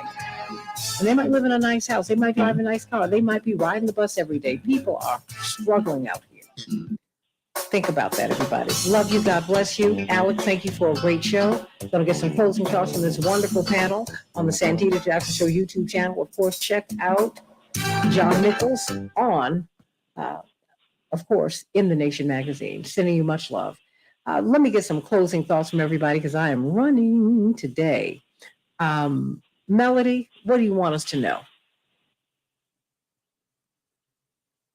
Is Melody still there? Oh, okay. All right. Yes, I'm here. I'm here. Can you hear me? Oh, yeah. Okay, good. I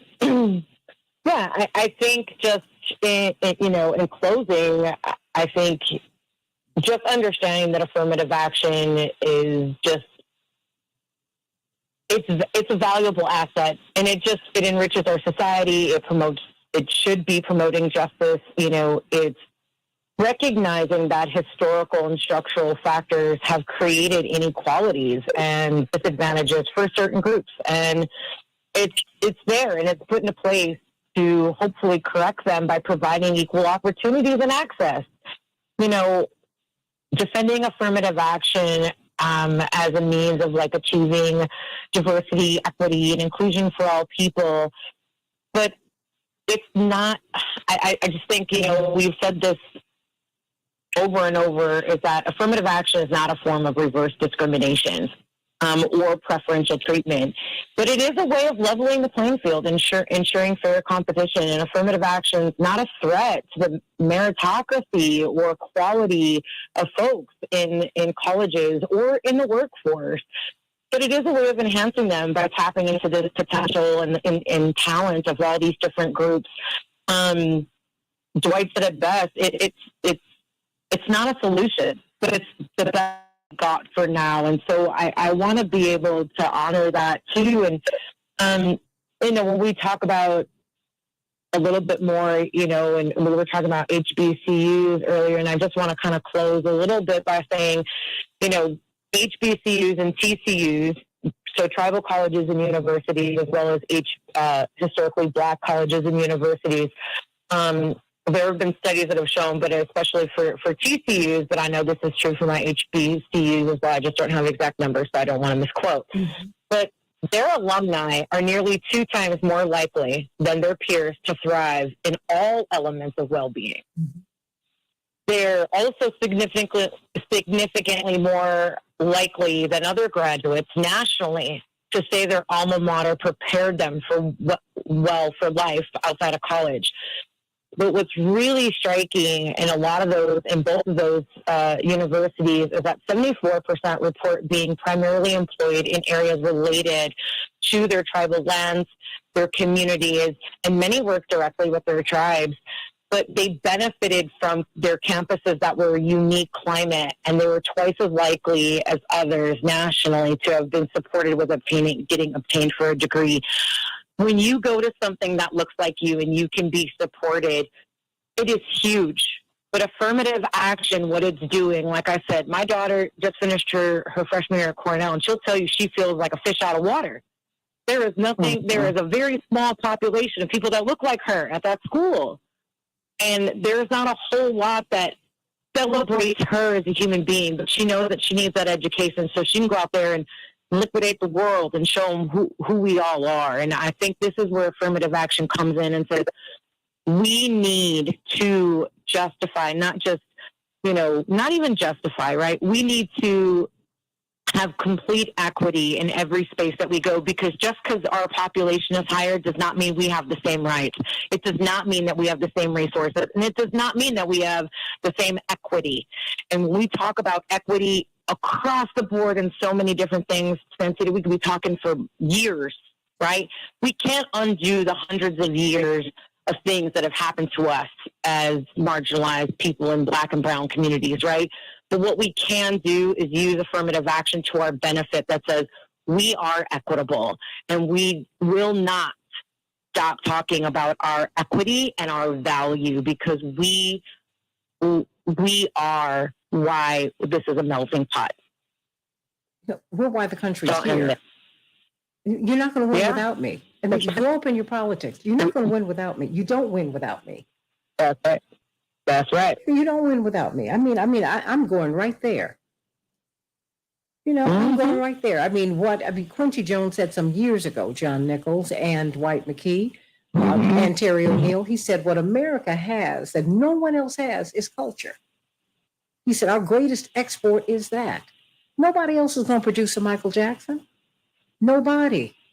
A Satchmo, a Sarah Vaughan, a Barbara Streisand, a Bonnie Raitt. They all come from here. A Freddie Fender, yes, he did make some problematic comments. I got you. Jose Feliciano, they're American. And all of the elements that make us all who we are, and whether we know it or not, we're all impacted by each other. We've all been shaped by each other. You're not going to get Motown any place but here. This is the old Stax here. I don't know what you're looking for. The stoplight invented here. Black man, yeah. You just keep on going with this thing. Cell phones, Black man here. Just stop. And all of these efforts to exclude and to lie to ourselves about who we are, what makes us who we are, I just think it is so dangerous and it's foolish, John. It's just foolish. Yes, it is. It is foolish. And it's also, remember, if you go back a few years ago to, especially after the murder of George Floyd, so many people stepped up and just said they were tired. They were horrified, they were frustrated, they were angry, but also they were tired because, for so long we have been stuck in cycles that are so destructive, and we've been locked in the past, right? And, there's just, I think, especially among young people today, there's an incredible desire to move forward toward that more equitable, more fair, more decent, more just, more refreshing society that we can have. And, the great strength of America, as you say, is its diversity, right? It's this great mass of people who respect where they came from, understand who they are, but also are part of something much bigger and contribute so greatly. The crisis of our society is that in too many areas, we still close off too many opportunities for contribution and growth. And, to have a Supreme Court at this time debating whether to get rid of affirmative action, right? To have so much backward action in our Congress and in our states, to see literally a time where we're saying, well, we're not going to teach history in its wholeness. We're going to teach only parts of it that satisfy some small portion of white male Americans. I mean, this is frustrating, and it is tiresome, and it is something that ultimately we need to get beyond. And I hate to say it, but ultimately this does take us back to politics, right? Because we can't break this, backward cycle, for what it's worth, that we are currently in without getting a better politics. And that means we have to care about elections. We have to care about what's done by those who are elected. And when I say care, it is about more than just campaigning for a candidate or something like that. It's making demands of candidates. And I always say making demands of the Democratic Party, because on balance, on most issues, Democratic Party is better than the Republican Party. But unfortunately, just being better isn't enough. We are in a period where we have to break cycles that have been going on for, in some cases, hundreds of years. And so to get beyond what we've been, we have to have a politics that really is about renewal. It's about redemption. It's what the Rainbow talked about 40-some years ago. It's what we'll celebrate and recognize in July. And I do think that that I'll leave because I have to head on quickly, as I know other people do. But I will leave with this simple notion, and that is that in a debate between someone who wants to provoke fear and wants to provoke, anger and division and distraction, right? The best answer is to promote A, the facts, knowledge, understanding, but B, hope. And your father always said, keep hope alive. Hope is not just a balm. It's not just a salve. It's also, hope is something that gives us strength, right? And it gives us an alternative to the fear and the hatred.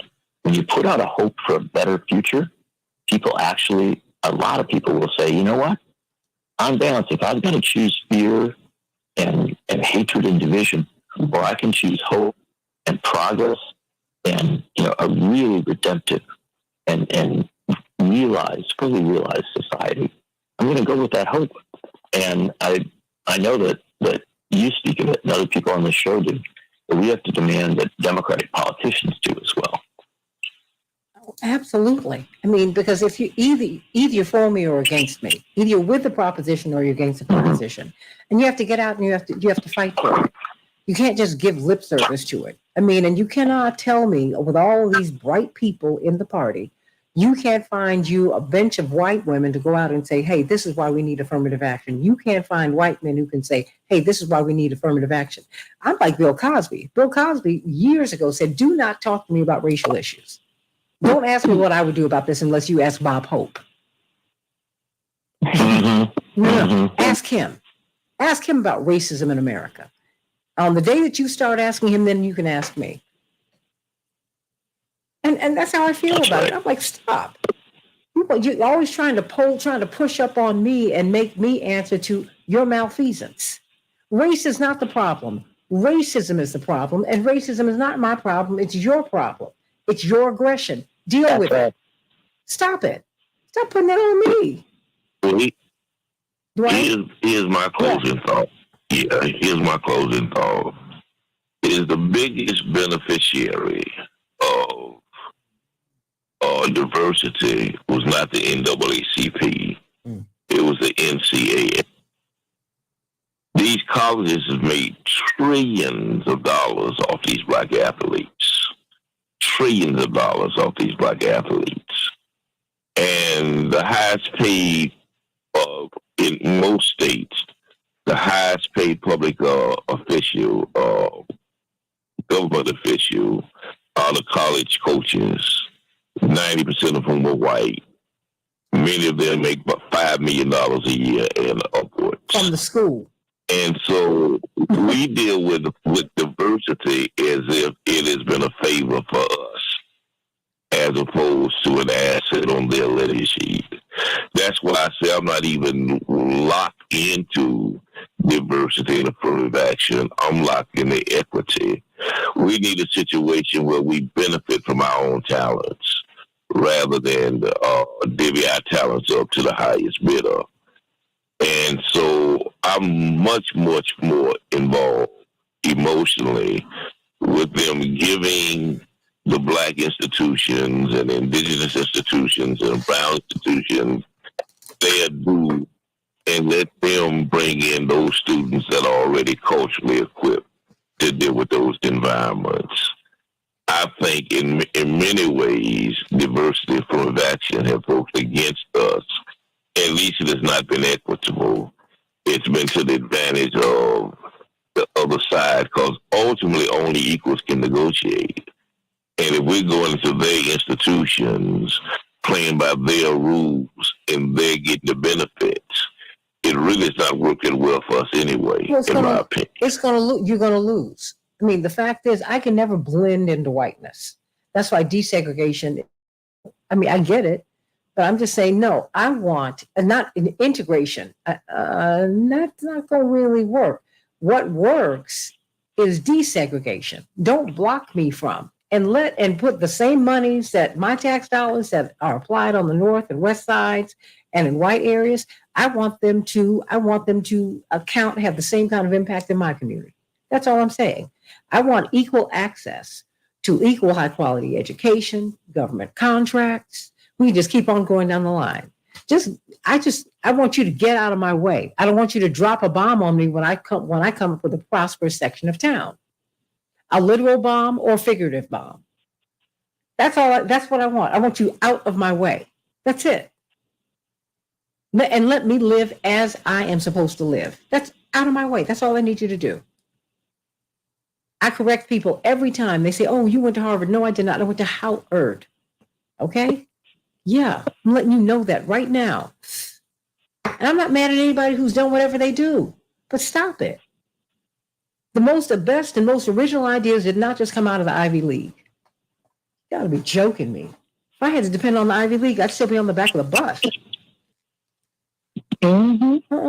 It was some woman who didn't even go to college, but who had a sense of herself, who said, I am not moving. And when I think about Emmett Till, I'm really not moving. How about that? No, we need to stop it. Let's grow up, everybody. And stop thinking that America is going to be without me. It's not. America wouldn't exist without indigenous people. We're sitting on their land right now.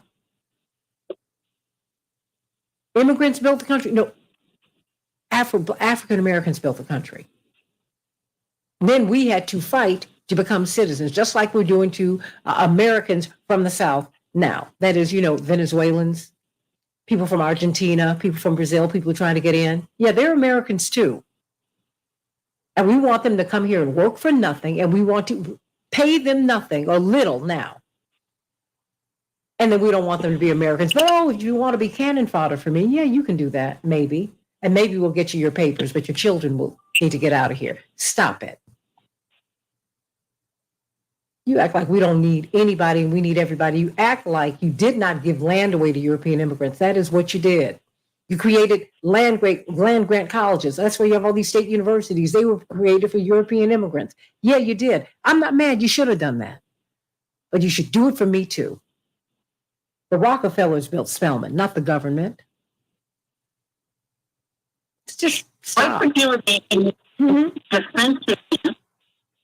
I can't hear. Can't understand. Who's there? Who? Hello? Is Terry still there? Oh, yeah, Santita, I'm here, but I wasn't the one that No, but I want to know your thoughts before we get out of here. Here's what I think that white women who, as we said, have been by far the greatest beneficiaries of affirmative action programs, both workplace affirmative action and college admission affirmative action. Here's what white women and white men need to do. We need to start understanding the truth of generationally how we got where we are. Okay, we need to begin really talking about why affirmative action, and in and of itself, diversity is a good thing, and I don't want to lose sight of that. But I don't think we should pursue diversity or equity just on the basis that in and of itself it's a good thing, although it is. What white people need to do is to begin to look seriously and specifically at the ways in which we are benefiting from things that our great grandparents and great grandparents and great grandparents did, and parents. You know, the one of the things that I've been thinking a lot about lately is like a carrot and stick approach. You know, yeah. The carrot is, this is good for us. We're going to have an equitable society. We're going to have a just society, and that's a good thing. But we also, when it comes to oppressors of white settler colonialism, which is how white people in this country got here, we have to begin to recognize what our people did for us, what our ancestors did for us, harming other people, deliberately targeting and attacking people who don't look like us so that their descendants could have the kind of privilege that, in fact, we have today. White people need to understand that. And frankly, I think it's a very powerful understanding because it doesn't induce guilt. It doesn't induce shame. It usually induces a determination to do the right thing and make up for what our ancestors did. That is usually what happens to white people when they really start taking a look at it. And people like Ron DeSantis, it brings back to politics, people like Ron DeSantis and Donald Trump and all those MAGA people, that's exactly what they don't want white people to do. Because if we really took a look at our heritage and it made us determined to do the right thing, then the MAGA people would be wiped out. They want to maintain racism. They want to maintain their white patriarchal capitalism. And one way they're doing it is to try to stop white kids, from understanding the racist history of this country. So I think we need to take a hard look at racist oppression, and we need to make sure that our children understand it. And we need to understand that shame is not the problem. The problem that the MAGAs are afraid of is that white people will take on the responsibility of fixing the damage that has been done. You know, and white liberals too. You got to call them out as you call out the MAGA people, because if you're not fighting this, do that. Yeah. If you're not fighting this, then you are with this. Because white liberals say go slow. Even white progressives do, you know, because they tell me how I need to holler and whether or not I should be hurting. So this is quite frankly, you're making me uncomfortable. So you gotta ease up. Yeah. And white progressives do that too. So I'm like, you know, what you need to, white people need to have a conversation, and they need to grow up in their politics and be a part of the world. Okay, most of the world is Asian. It is African. It is not European. That does not make you not part of the human race. but you are part of the race. You're not the whole race. It's just like the World Series is won in the United States when there is no baseball that's bigger than Japanese baseball. How can you have a World Series and not include them? What are you talking about? They're the world champions. Our thinking is off. It's off. It's real off. And we don't have long to continue with this bad-mindedness, with this bad thinking. We don't have long. America cannot win excluding people. That's our richness, that everybody is here.